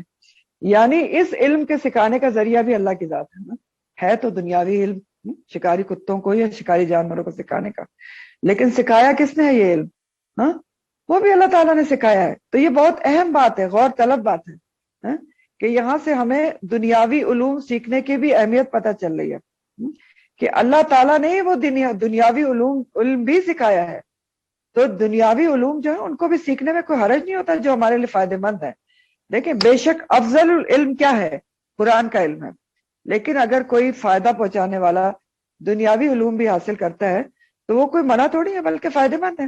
میڈیسن کی تعلیم ہے, درس و تدریس کی تعلیم ہے, اور بھی جو شعبے ہیں جو انسان کے لیے فائدہ مند ہیں, جائز شعبے, تو وہ کوئی اللہ تعالیٰ نے منع تھوڑی کیے ہیں. لیکن یہاں سے جو بات پتہ چل رہی ہے وہ یہ پتہ چل رہی ہے, بہت ہی خوبصورت بات, کہ دنیاوی علوم کو سیکھنے کا بھی ذریعہ اور منبع اور سورس کیا ہے؟ اللہ کی ذات ہے. علمکم اللہ, اللہ ہی نے تو سکھائے سارے علم. سب سے پہلے کس کو اللہ تعالیٰ نے نام بتائے تھے ساری چیزوں کے اور علوم سکھائے تھے؟ حضرت آدم کو. پھر ان سے اولاد آدم میں منتقل ہوتے رہے. آدم علیہ السلام کو صرف نام تھوڑی بتائے تھے, ہر چیز کا ظاہر ہے اللہ تعالیٰ نے اس کا مقصد اور اس کا استعمال کرنے کا طریقہ بھی بتایا تھا. پھر اولاد آدم میں منتقل ہوئے, اور پھر اسی طرح اور بھی چیزیں آپ دیکھیں. داؤد علیہ السلام کو زرع بنانی کس نے سکھائی تھی؟ آپ آگے پڑھیں گے, اللہ تعالیٰ نے سکھائی تھی. یا داؤد, اللہ تعالیٰ نے فرمایا تھا بناؤ اس لوہے سے زرے اور جوڑوں کو جوڑ پہ رکھ کے بناؤ. اسی طرح کشتی سب سے پہلے کس نے بنائی تھی؟ نوح علیہ السلام نے بنائی تھی. اور کس نے سکھایا تھا؟ قرآن میں ہی آتا ہے کہ اللہ تعالیٰ کہتے ہیں کہ وہ کشتی بنا رہا تھا ہماری وحی کے ذریعے اور ہماری آنکھوں کے سامنے. اللہ تعالیٰ سکھا رہے تھے کہ بناؤ. تو اللہ تعالیٰ ہی سارے علم کا ذریعہ اور منبع ہے. اور پھر دیکھیں کہ آج بھی انسان کوئی بھی چیز جو ایجاد کرتا ہے, انوینٹ کرتا ہے, تو وہ علم بھی اللہ تعالیٰ ہی تو اسے القاء کرتے ہیں نا, اس کے ذہن میں ڈالتے ہیں. ورنہ تو آپ آیت الکرسی میں پڑھتے ہیں نا, وَلَا يُحِيطُونَ بِشَيْءٍ مِّنْ عِلْمِهِ إِلَّا بِمَا شَاءَ. تو اگر وہ نہ چاہے تو کسی بھی چیز کا علم انسان حاصل نہیں کر سکتا. اللہ چاہتا ہے تو انسان کو سکھاتا ہے, اس کے ذہن میں ڈالتا ہے کہ یہ چیز ایجاد کر لو. اور پھر ایک اور بھی بات ہے, انسان کہاں سے چیزیں ایجاد کرتا ہے؟ اللہ ہی کی بنائی ہوئی کائنات اور اللہ کی بنائی ہوئی چیزوں میں سے سیکھتا ہے نا. جہاز کا کانسیپٹ کہاں سے آیا؟ پلین کا, ایروپلین کا. پرندوں کو دیکھ لیں. اب یہ بحری جہازوں کا کانسیپٹ کہاں سے آیا؟ یہ تیرنے والے جانوروں کو دیکھ کے. ساری کائنات سے تو انسان سیکھتا ہے. مخلوقات, اللہ کی مخلوقات, اللہ کی کائنات کو دیکھ کر سیکھتا ہے. اور ویسے بھی اگر آپ قرآن کو ہی دیکھیں تو ہر قسم کا علم تو قرآن میں موجود ہے. چاہے بایولوجی ہو آپ کی, چاہے باٹنی ہو, چاہے فزکس کیمسٹری ہو, میٹرولوجی ہو, یہ جو ہے موسموں کا حال, یا ہائیڈرولوجی ہو, واٹر سائیکل, سارا علوم تو قرآن کے اندر موجود ہے. پھر یہ بھی بات ہے کہ دنیاوی علوم سیکھنا جو آپ منع نہیں ہے, کیونکہ دنیاوی علوم تو قرآن سیکھنے میں بھی مدد دیتے ہیں نا. اگر آپ کو اردو نہیں آتی ہو تو آپ قرآن کیسے سیکھیں گے؟ ٹھیک ہے نا. پھر اسی طرح آپ دیکھیں کہ قرآن کے جو دنیاوی علوم ہیں وہ اللہ کو پہچاننے میں بہت مددگار ہوتے ہیں. یہ جو تھوڑے سے بھی ایمان کے ساتھ میڈیکل پڑھتا ہے نا, اپنی باڈی کا علم پڑھتا ہے, وہ بہت جلد اللہ کو پا لیتا ہے. ایسے ایسے کمپلیکیٹڈ سسٹم ہے. پھر اسی طرح سمندروں, سیاروں, ستاروں کی جو نالج ہے نا, یہ ساری جو آپ کی فلکی ساری چیزیں ہیں, اس کو آپ دیکھیں تو اس کو بھی اگر جو لوگ اس کے اوپر غور کر رہے ہوتے ہیں, اگر تھوڑے بھی ایمان کے ساتھ غور کریں تو اللہ کی عظیم قدرت ان کو سمجھ میں آ جاتی. تو بہرحال بات یہاں پر ہو رہی تھی کہ شکاری کتے کے بارے میں, یا شکاری جانور جو شکار تم نے لائے تمہارے پاس, تو فکلو کھاؤ, مما امسکنا, جو وہ تمہارے لیے روک کر رکھیں, اور اللہ کا نام اس کے اوپر پڑھا کرو. یعنی کس کے اوپر؟ جب شکاری جانور کو چھوڑو گے. واتقوا اللہ, اور ڈرو اللہ سے. ان اللہ سریع الحساب, بے شک اللہ تعالیٰ جلد حساب لینے والا ہے. اللہ سے ڈرو. یعنی جو شکار کرنے جا رہے ہو تو اس شکار کو بھی جو شکاری جانوروں کے ذریعے کر رہے ہو اس کو اللہ سے ڈرتے ہوئے کرو. یعنی جس طریقے سے اللہ تعالیٰ نے بتایا ہے اس طریقے سے کرو. اللہ کے بتائے ہوئے احکامات کے مطابق کرو، اپنی مرضی نہ چلاؤ. یاد رکھو کہ اللہ تعالیٰ جلد حساب لینے والا ہے. سریع الحساب، سریع کا لفظ سورت سے ہے نا، تو اس کے کیا معنی ہے؟ جلد حساب لینے والا ہے. دیکھیں اعمال کے مطابق انسان کے مرنے کے ساتھ ہی جو اس کا سارا فیصلہ ہوگا، تو حساب تو جلد شروع ہو جائے گا. تو جلد حساب لینے والا ہے کہ ادھر مرے نہیں اور ادھر اعمال کے حساب سے معاملہ شروع ہو جائے گا. اور جلد حساب لینے والا یہ بھی ہے کہ روز قیامت اللہ تعالیٰ حدیث میں آتا ہے کہ بڑی جلدی فیصلے نپٹا دیں گے. خاص طور پر جنتی جو ہیں وہ دوپہر یعنی قیلولے کے وقت تک جنت میں پہنچ جائیں گے. تو سریع الحساب ہے. اور یہاں ڈائریکٹ کانٹیکس کے حساب سے لیں تو اللہ تعالیٰ کیا کہہ رہے ہیں کہ شکار کے مشغلے میں لگ کر اللہ کو نہ بھول جاؤ.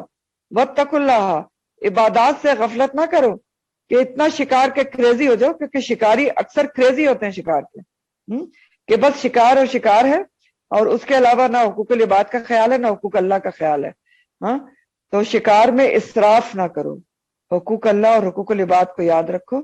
واتقوا اللہ ان اللہ سریع الحساب. پھر فرمایا کہ الیوم، آج کے دن، احل لکم الطیبات، حلال کر دی گئی ہیں تمہارے لیے پاکیزہ چیزیں. دوبارہ کیوں کہا گیا ہے؟ کیونکہ آگے کچھ اور چیزوں کی پاکیزگی کا ذکر ہے. یعنی اب کھانے پینے کے علاوہ اور بھی کچھ چیزوں کا بھی ذکر آئے گا ساتھ میں. تو کھانے پینے کا بھی آئے گا تو کچھ نفس کی پاکیزگی کا بھی چیزیں کا ذکر آئے گا. تو تمہارے لیے آج کا دن وہی ہے. آپ کو پتا ہے کہ جس دن اس وحی کا نزول ہوا جو ابھی آپ کو میں نے بتایا. اوہلا، حلال کر دی گئی، لکم تمہارے لیے، مسلمانوں کے لیے، اہل ایمان کے لیے، طیبات پاکیزہ چیزیں، وطعام اور کھانا، الذین ان لوگوں کا، اوتو جو دیے گئے ہیں، الکتاب، حل لکم تمہارے لیے حلال ہے. جو کتاب دیے گئے وہ لوگ کون ہیں؟ یہود اور نصارہ. تو یہاں سے کیا فرمایا جا رہا ہے کہ یہود اور نصارہ کا کھانا، اہل کتاب کا کھانا تمہارے لیے، اہل ایمان کے لیے حلال ہے. اب یہاں ایک بہت امپورٹنٹ بات ہے جو آپ سب لکھیں گے کہ یہاں طعام سے مراد اہل کتاب کا ذبیحہ ہے. ذبیحہ، طعام کا سے مراد کیا ہے یہاں پر؟ وطعام الذین اوتوا الکتاب، اہل کتاب کا ذبیحہ مراد ہے. تمام علماء کا اس بات پر اجماع ہے کہ اہل کتاب کا کیا ہوا ذبیحہ حلال ہے. کیوں؟ کیونکہ وہ بھی شرعی طریقے سے ذبح کرتے ہیں اللہ کا نام لے کے، جیسے ہم کرتے ہیں. ٹھیک ہے، تو یہ ضرور نوٹ کر لیں کہ یہاں طعام سے مراد بنیادی طور پر اہل کتاب کا کیا ہوا ذبیحہ ہے، کیونکہ وہ بھی شرعی طریقے سے کرتے ہیں تو وہ حلال ہے. ان کا کیا ہوا، یہود و نصارہ کا کیا ہوا ذبیحہ بھی حلال ہے. وطعامکم، اور تمہارا کھانا یعنی اہل ایمان کا، حل لہم، ان کے لیے حلال ہے. یعنی دونوں کا کیونکہ ذبیحہ کا طریقہ شرعی ہے، ہمارا بھی اور ان کا بھی، اس لیے ایک دوسرے کا ذبیحہ حلال ہے. اور شرعی طریقہ کیا ہے حلال کرنے کا؟ ذبح کرنے کا. جانور کو الٹی کروٹ لٹا کر بسم اللہ اللہ اکبر کر کے تیز دھار چھری سے اس کا حلق کی رگ اس طرح کاٹی جائے کہ تمام خون باہر آ جائے، جو کہ مطلوب ہے. تو بھیڑ، بکری اور گائے کو تو اس طرح ذبح کیا جاتا ہے، اور اونٹ کو نہر کیا جاتا ہے. ونہر، نہر کرنے کا پورا ایک طریقہ ہوتا ہے کہ کھڑے کھڑے اس کو پیر میں رسی باندھ کے اس کے سینے کے پاس کوئی تیر یا چرا مارا جاتا ہے، جس سے اس کی شہرک سے وہ خون سارا نکل جاتا ہے بہ کے. تو یہ شرعی طریقہ ہے. تو اہل کتاب کا جو بنیادی طور پر تو یہاں پر مراد کیا ہے؟ ذبیحہ ان کا حلال ہے. لیکن اہل کتاب کا کھانا بھی ان شرائط کے ساتھ حلال ہے کہ ان کا کھانا طیب ہو، ذبیحہ ان کا شرعی ہو، اور ان کے دسترخوان پر کوئی حرام چیز موجود نہ ہو. کیا شرائط ہیں؟ ذبیحہ شرعی ہو، اور طیب کھانا ہو، طیب، اور ان کے دسترخوان پر کوئی حرام چیز موجود نہ ہو. حرام چیز کیسے؟ جیسے خنزیر یا شراب وغیرہ. اور یہ اگر یہ شرائط پوری ہیں تو یہ جو یہود و نصارہ ہیں ان کے ساتھ کھانا کھایا جا سکتا ہے. غیر اہل کتاب جو ہیں، مشرکین وغیرہ جیسے ہندو وغیرہ ہیں جو مشرک ہیں، ان کا ذبیحہ حلال ہے، نہ ہی ان کے ساتھ کھانا حلال ہے. نہ ذبیحہ حلال ہے، نہ ان کے ساتھ کھانا حلال ہے. تو اب دیکھیں کہ غور طلب بات یہاں پر یہ کیا ہے کہ دور نبوی کے جو اہل کتاب تھے نا، دور نبوی کے اہل کتاب، وہ شرعی طریقے سے ذبیحہ کرتے تھے، اور ان کے اندر کچھ نہ کچھ اللہ اور یوم آخرت کا خوف موجود تھا، اللہ اور یوم آخرت پر یقین بھی رکھتے تھے. ٹھیک ہے. آج کل کے جو یہود و نصارہ ہیں وہ تو بالکل ہی دین سے دور ہو چکے ہیں، دہریے ٹائپ کے ہو چکے ہیں، دین سے بیزار ہو چکے ہیں، دین کا ان کو پتہ ہی کچھ نہیں، بہت زیادہ انہوں نے تحریفات کر لی ہیں. تو اب بہت زیادہ احتیاط کی ضرورت ہے کہ ان کا ذبیحہ ہم کیسے کھا سکتے ہیں اور کیسے حلال ہو سکتا ہے.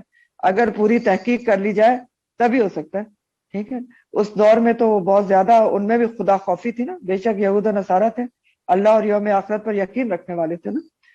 تو اب اگر یہ سب چیزیں ہیں کہ ان کا تو دین ایمانی کوئی نہیں رہا ہے، ذبیحہ بھی آج کل زیادہ تر مشینی کرتے ہیں وہ، تو مشینی جو ذبیحہ ہوتا ہے وہ قطعاً بھی حلال نہیں ہے، جو فورن کنٹریز میں آج کل عام ہے. تو اس لیے بہت احتیاط رکھنا چاہیے.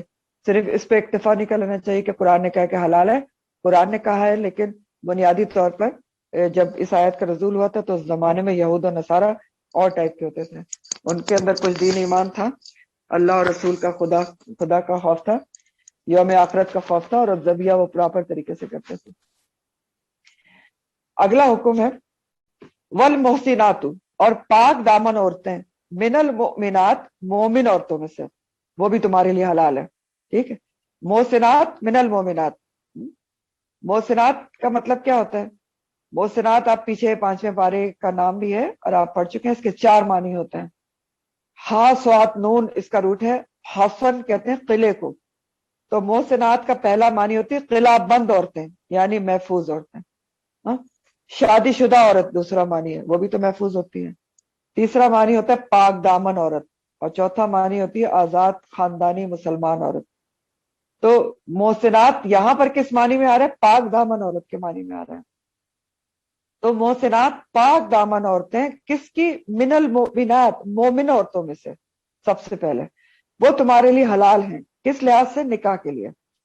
اور کون سی عورتیں حلال ہیں؟ والمحسنات، اور پاک دامن عورتیں، من الذین، ان لوگوں میں سے بھی، اوتو جو دیے گئے ہیں، الکتاب من قبلکم، تم سے پہلے، اہل کتاب کی بھی پاک دامن عورت جو ہے وہ نکاح کرنا اس سے ایک رخصت ہے، ایک رخصت ہے کہ اس سے کیا جا سکتا ہے.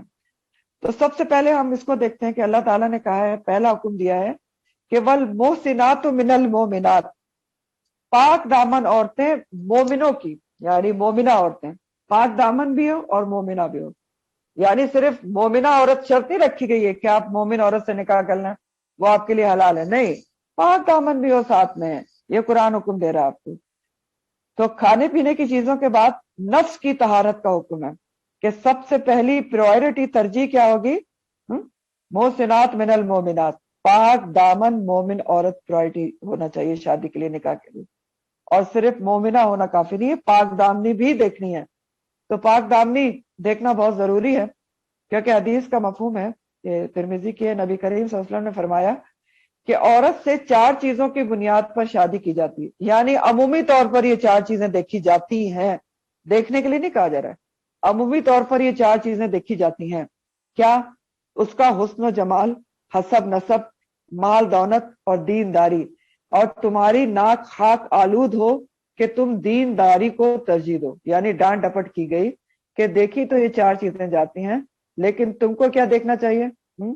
دینداری کو ترجیح دو کہ دیندار ہو. تو کیوں کیسے کہا گیا کہ دیکھیں دیندار جو ہوگا نا اس کو ہر کسی کے حقوق کا ادا کرنے کا پتہ ہوگا.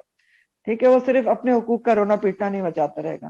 اور اس لیے کہا گیا کہ پاک دامن دیندار مومنہ عورت ایک گھر کو بنانے میں بہت ایک اہم کردار ادا کرتی ہے. ایک گھر کی پوری بنیاد کس کے اوپر ہوتی ہے؟ عورت ہی رکھتی ہے نا، عورت کے اوپر پوری بنیاد ہوتی ہے. تو اس کا پاک دامن حیادار دیندار ہونا بہت ضروری ہے. ہاں. لیکن اب کیسے پتہ چلے گا؟ شادی کرنے آپ جا رہے ہیں تو آپ نے لڑکی دیکھنی ہے، کیسے پتہ لگے کہ دیندار ہے؟ لڑکا اور لڑکی دونوں کے لیے یہ شرائط ہیں، لیکن یہاں کیونکہ ابھی عورت کا ذکر ہے اس لیے میں کہہ رہی ہوں پاک دامنی اور دینداری لڑکے کے لیے بھی دیکھنا چاہیے ڈیفینیٹلی، لیکن یہاں پر ابھی ذکر کس کا ہے؟ محسنات من المومنات کا ہے. تو کیسے پتہ چلے گا؟ قرائن سے پتہ چلے گا. قرائن کس کو کہتے ہیں؟ حالات و واقعات سے پتہ چلے گا کہ اخلاق کیسا ہے، اس کی عادات کیسی ہیں، حال حلیہ کیسا ہے عورت کا، کیری کیسے کرتی ہے، یہ سب جو چیزیں ہیں وہ بتائے گا کہ اس کے اندر کتنی دینداری ہے اور کتنا اس کا پاک دامنی ہے. عادات بتائیں گی، دلچسپیاں بتائیں گی کہ کتنی ہے. تو سبق اس میں یہ کہ ہمیں اپنی بچیوں کو شروع ہی سے یہ پاک دامنی اور دینداری کی بنیادوں پر ان کی ٹریننگ کرنا چاہیے، تربیت کرنا چاہیے، تاکہ وہ ایک بہت اچھا اپنا گھر جو ہے وہ بنا سکیں. اور یہ قرآن کا حکم ہے آپ کے سامنے کہ صرف مومنہ کافی نہیں ہے کہ مومن عورت سے کی جائے، مومنات محسنات من المومنات، محسنہ بھی ہونا چاہیے، محسنات پاک دامن. تو یہ پہلا حکم تھا. دوسرا حکم ہے والمحسنات من الذین اوتوا الکتاب، اہل کتاب کی بھی جو کتاب دیے گئے ہیں تم سے پہلے سے مراد کیا ہے؟ وہی یہود اور نصارہ، ان کی بھی جو محسنات ہیں پاک دامن عورتیں، وہ ان سے نکاح کرنا حلال ہے، رخصت ہے کہ کچھ شرائط کے ساتھ. یہ واجب حکم نہیں ہے، یاد رکھیں کہ ہر کوئی جا کے اہل کتاب عورت سے نکاح کر لے، نہیں. رخصت کس لیے ہوتی ہے؟ جو مشکل اور مصیبت اور مجبوری کی کیفیت میں ہو، وہ رخصت کہلاتی ہیں. تو ایک رخصت دی جا رہی ہے کہ من الذین اوتوا الکتاب، ان کی بھی محسنات سے نکاح ہو سکتا ہے. اب کیا اس میں بھی شرائط ہیں. اہل کتاب عورت جو ہے کتابیہ عورت سے نکاح کرنے کی آگے شرائط بتائی جا رہی ہیں. اور نمبر 1، اور شرائط ساری وہی ہیں جو مومن عورت سے شادی کرنے کی ہے، نکاح کرنے کی. آپ پیچھے پڑھ چکے ہیں نکاح کی شرائط، تو وہی یہاں پر بیان ہوگی. سب سے پہلے ٹاپ موسٹ شرط کیا ہے اہل کتاب عورت سے شادی کرنے کی؟ محسنات، پاک دامن. کیا محسنات من الذین اوتوا الکتاب من قبلکم، پاک دامن. اب دیکھیں اس جو رخصت ہے اس سے فائدہ تو بہت اٹھایا جاتا ہے ہمارے یہاں، لیکن یہ کنڈیشن تو بالکل یکسر طور پہ نظر انداز کر دی جاتی، اگنورڈ بالکل، کہ وہ پاک دامن ہو. اگلی شرط بتائی جا رہی ہے کہ اگلی شرط کیا ہے یہ اہل کتاب کی عورت سے شادی کرنے کی، پاک دامن عورت سے شادی کرنے کی، کہ اذا آتیتموہن اجورہن، جب تم دے دو ان کو مہر ان کے، یعنی مہر ان کو بھی ضرور دیا جائے گا. دوسری شرط ہے تیسری، محسنین، قید نکاح میں لانے والے بن کر ان سے نکاح کرو. اب محسنین یہ کیا ہے؟ مذکر جمع کا صیغہ ہے، اسم فاعل کا. محسنات کیا تھے؟ جمع مؤنث کا صیغہ تھا. تو محسنین کا مطلب کیا ہے؟ قید نکاح یا قلعہ بند، حفاظت کرنے والے بن کے ان سے نکاح کرو. یعنی نکاح کا مقصد جو ہے وہ ان کو حفاظت میں لینا ہو، اور کوئی مقصد نہیں ہونا چاہیے کتابی عورت سے بھی شادی کرنے کا، نکاح کرنے کا. صرف مقصد نکاح کا وہی ہونا چاہیے جو نکاح کا مقصد ہے، اپنی حفاظت میں رکھنا اور اولاد نسل انسانی کو آگے بڑھانا، جس کا اگلی شرط میں ذکر ہے. غیر مصافحین، اور نہ بدکاری کرنے والے بن کے کرو. غیر مصافحین، یہ سارے الفاظ آپ پیچھے پڑ چکے ہیں. مصافحین کا لفظ صفحہ سے ہے.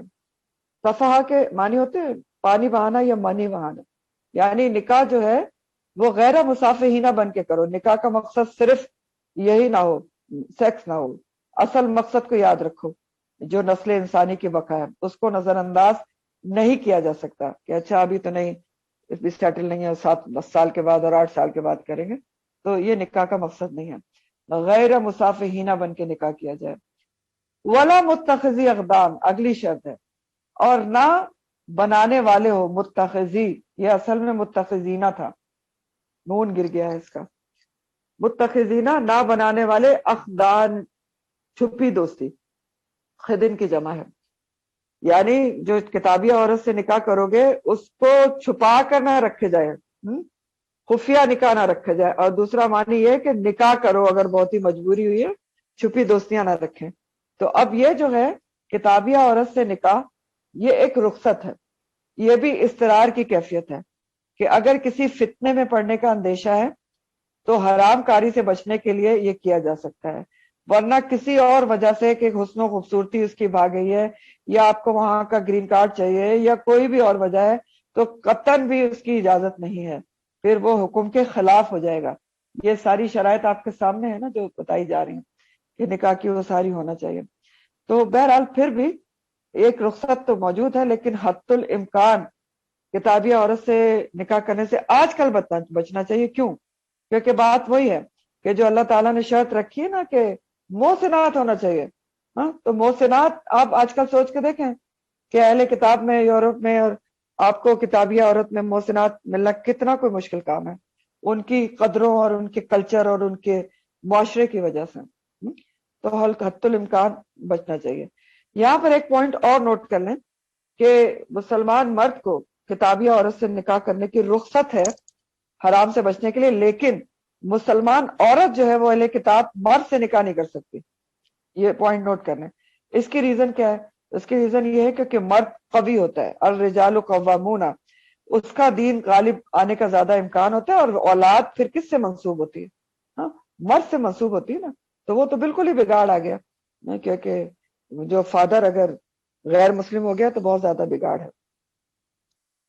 بہرحال آگے اللہ تعالیٰ فرماتے ہیں وَمَن یکفر، اور جو کوئی کفر کرے گا بالایمانی، ساتھ ایمان کے، کفر کرے گا ایمان ہونے کے ساتھ، فقط تو تحقیق حابط، ضائع ہو گیا، عمل ہو اس کا عمل، وہ ہوا، اور وہ فی الآخرتی، آخرت میں من الخاسرین، خسارہ پانے والوں میں سے ہوگا۔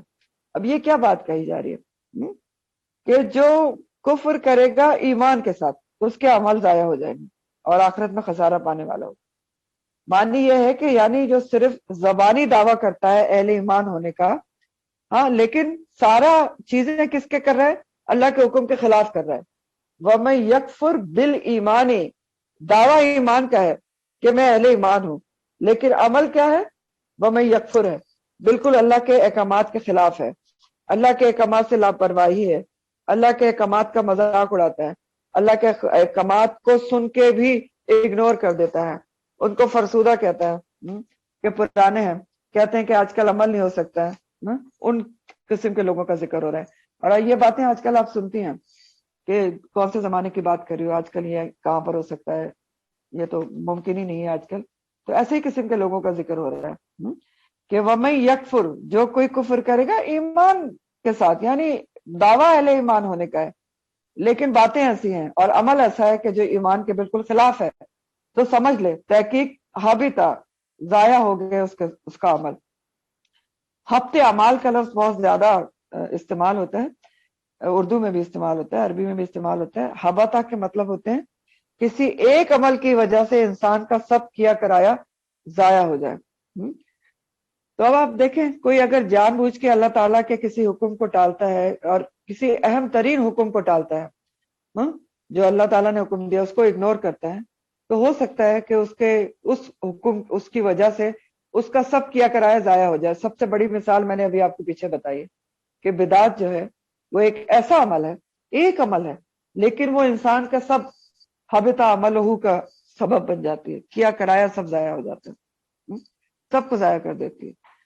یہاں پر یہ بات کہہ کر دراصل کیا کہا جا رہا ہے، اگر آپ ڈائریکٹ کانٹیکسٹ میں دیکھیں، تنبیہ کی جا رہی ہے، وارننگ دی جا رہی ہے۔ اگر کسی کو معلوم ہے کہ کتابی عورت سے شادی کر کے اس کا ایمان برباد ہو جائے گا، وہ ایمان والا ہے، اس کے باوجود اس کو پتا بھی ہے کہ میں نے اس سے شادی کی تو میں کوئی دین میں خود ہی اتنا مضبوط نہیں ہوں، میں اس کے مغلوب ہو جاؤں گا، یہ میرے بچوں کو بھی تباہ کر دے گی، وہ دین سے ہٹ جائیں گے، تو اگر پھر بھی معلوم ہونے کے باوجود بھی وَمَن یکفر بالایمان، وہ کتابی عورت سے کسی اور وجہ سے شادی کر لیتا ہے، تو پھر وہ یاد رکھے کہ فقط حبط عملہ، سب کیا کرایا اس کا پچھلا ضائع ہو جائے گا، اعمال ضائع ہو جائیں گے، اور وہ روز قیامت خسارہ پانے والوں میں سے ہوگا۔ خسارے کا سودا ہے یہ بہت بڑا، تو اس لیے بہت سوچ سمجھ کے یہ چیز کرنا چاہیے۔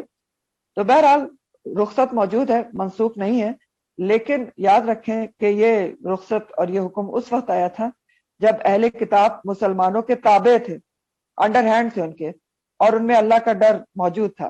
آج کل اہل کتاب مسلمانوں پر حاوی ہیں، تابع نہیں ہیں، حاوی ہیں مسلمانوں کے اوپر، پہلے ہی ہم ان کے، وہ ہمارے پر چڑھے ہوئے ہیں، ہم تو ان کے پہلے ہی یہاں رہتے ہوئے بھی اہل ایمان کہتے ہیں اپنے آپ کو، اور سارے طور طریقے، لباس ہو یا رسم و رواج ہو، ہم نے ان کے اپنائے ہوئے ہیں، اوپر سے نکاح بھی ان سے کر لیں گے تو ہمارے دین کا کیا رہے گا؟ کچھ بھی نہیں رہے گا، ٹھیک ہے؟ تو ہم تو ان کے آلریڈی تابع ہیں، تو اس لیے حت الامکان ان سے نکاح کرنے سے بچنے کی کوشش کرنی چاہیے۔ اور بہت ساری چیزیں مختلف ہوتی ہیں، پیچھے یہ مضمون آپ پڑھ چکے ہیں۔ سب سے پہلے دیکھیں جو کتابی عورت سے شادی کرتے ہیں اس کا طہارت حاصل کرنے کا طریقہ ہی مختلف ہے، یہی کتنی کوفت کی بات ہو جاتی ہے۔ پھر بہت ساری اور بھی چیزیں ہوتی ہیں، وہی ہے کہ اہل کتاب تو آج کل بالکل ہی دین سے فارغ اور بیگانہ ہو چکے ہیں، تو ظاہر ہے ہم بھی بیگانے ہیں لیکن اتنے بھی نہیں ہیں، اور وہ تو بالکل ہی بیگانہ ہو چکے ہیں، اور اوپر سے دین بھی مختلف، تو بگاڑ ہی بگاڑ ہے۔ لیکن بہرحال حرام کاری کا اگر خدشہ ہے تو حرام کاری فتنے سے بچنے کے لیے ایک رخصت ہے، اضطرار میں یا مجبوری میں، یاد رکھیں۔ آگے پھر بہت ہی امپورٹنٹ چیزیں ہیں اور بہت سارے احکامات ہیں وضو اور غسل اور طہارت کے، جو ہم سب کے لیے بہت ہی ضروری ہیں۔ یا ایھا الذین آمنو، اے لوگوں جو ایمان لائے ہو۔ اب آپ کو پتا ہے جب یہ خطاب آتا ہے تو کیا حکم ہے کہ کان کھڑے کر لو، غور سے سنو۔ اے لوگوں جو ایمان لائے ہو، اذا قمتم، جب کھڑے ہو تم، الی الصلاۃ، نماز کی طرف، فاغسلوا، تو غسل کر لیا کرو، دھو لیا کرو، وجوہکم، اپنے چہروں کو، وایدیکم، اور اپنے ہاتھوں کو، الی المرافق، کونیوں تک، وامسحوا، اور مسح کر لیا کرو، برؤوسکم، اپنے سروں کا، وارجلکم، اور اپنے پاؤں کو دھو لیا کرو، الی الکعبین، ٹخنوں تک۔ تو وضو کے فرائض کا یہاں پر ذکر کیا جا رہا ہے۔ اور ایمان والو جب ارادہ کرو تم، کھڑے ہو تم کا مطلب کیا ہے؟ یعنی کھڑے ہو تم کا مطلب ہے ارادہ کرو تم، قم تم کا معنی ویسے تو کھڑے ہو تم ہے نا، تو مطلب یہ کہ جب نماز کے لیے ارادہ کر کے کھڑے ہو تم کہ اب نماز پڑھنی ہے، ٹھیک ہے، تب وضو اس طریقے سے کر لیا کرو، یہ ہے اس کا مطلب۔ تو یا ایھا الذین آمنوا اذا قمتم الی الصلاۃ، اور صلاح جو ہے اس کے لفظی معنی ہوتے ہیں دعا، لیکن یہاں صلاح کا لفظ شرعی معنی میں آیا ہے۔ شرعی اصطلاح میں صلاح کے معنی ہے مخصوص اور معلوم طریقے پر اللہ کی عبادت کرنا، مخصوص اور معلوم طریقے پر اللہ کی عبادت کرنا، جس کی ابتدا تکبیر تحریمہ سے ہوتی ہے اور اختتام سلام پر ہوتا ہے۔ یہ صلاح کی ڈیفینیشن ہے، مخصوص اور معلوم طریقے پر اللہ کی عبادت کرنا جس کی ابتدا تکبیر تحریمہ سے ہوتی ہے اور اختتام سلام پر ہوتا ہے۔ تکبیر تحریمہ کیا ہوتی ہے؟ جو اللہ اکبر کرتے ہیں۔ تو بہرحال ان آیات میں وضو، غسل اور تیمم کے احکامات بتائے جائیں گے۔ پچھلی آیت سے کیا کنیکشن ہے؟ پچھلی آیات سے کہ یہ نسبت ہے کہ آپ دیکھیں پہلے اللہ تعالیٰ نے غذا میں طہارت کا بتایا، پھر نکاح میں طہارت کا بتایا کہ نکاح محسنات سے ہونا چاہیے، پھر اب ایک جسمانی طہارت کی بات ہے کہ جسمانی طہارت بھی بہت ضروری ہے۔ ایک مومن کو کے ذہن میں ہر وقت ہر چیز کی طہارت کا خیال ہونا چاہیے، غذا طیب ہو، نفس کی طہارت ہو، نکاح محسنات سے ہو، اور پھر جسمانی طہارت بھی، جو کپڑوں کی طہارت اور جسم کی طہارت، ان سب کا بھی خیال رکھنا چاہیے، پاکی ناپاکی کا خیال رکھے۔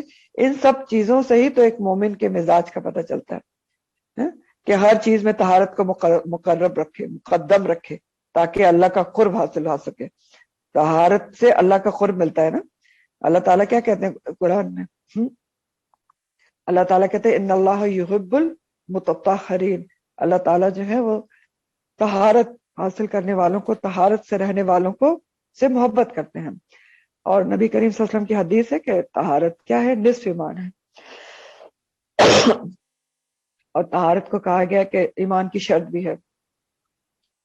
تو قرآن آپ نے جیسے دیکھ رہے ہیں زندگی کے ہر پہلو کو روشن کرتا ہے، اسی طرح آپ کے طہارت کے پہلو کو بھی روشن کر رہا ہے۔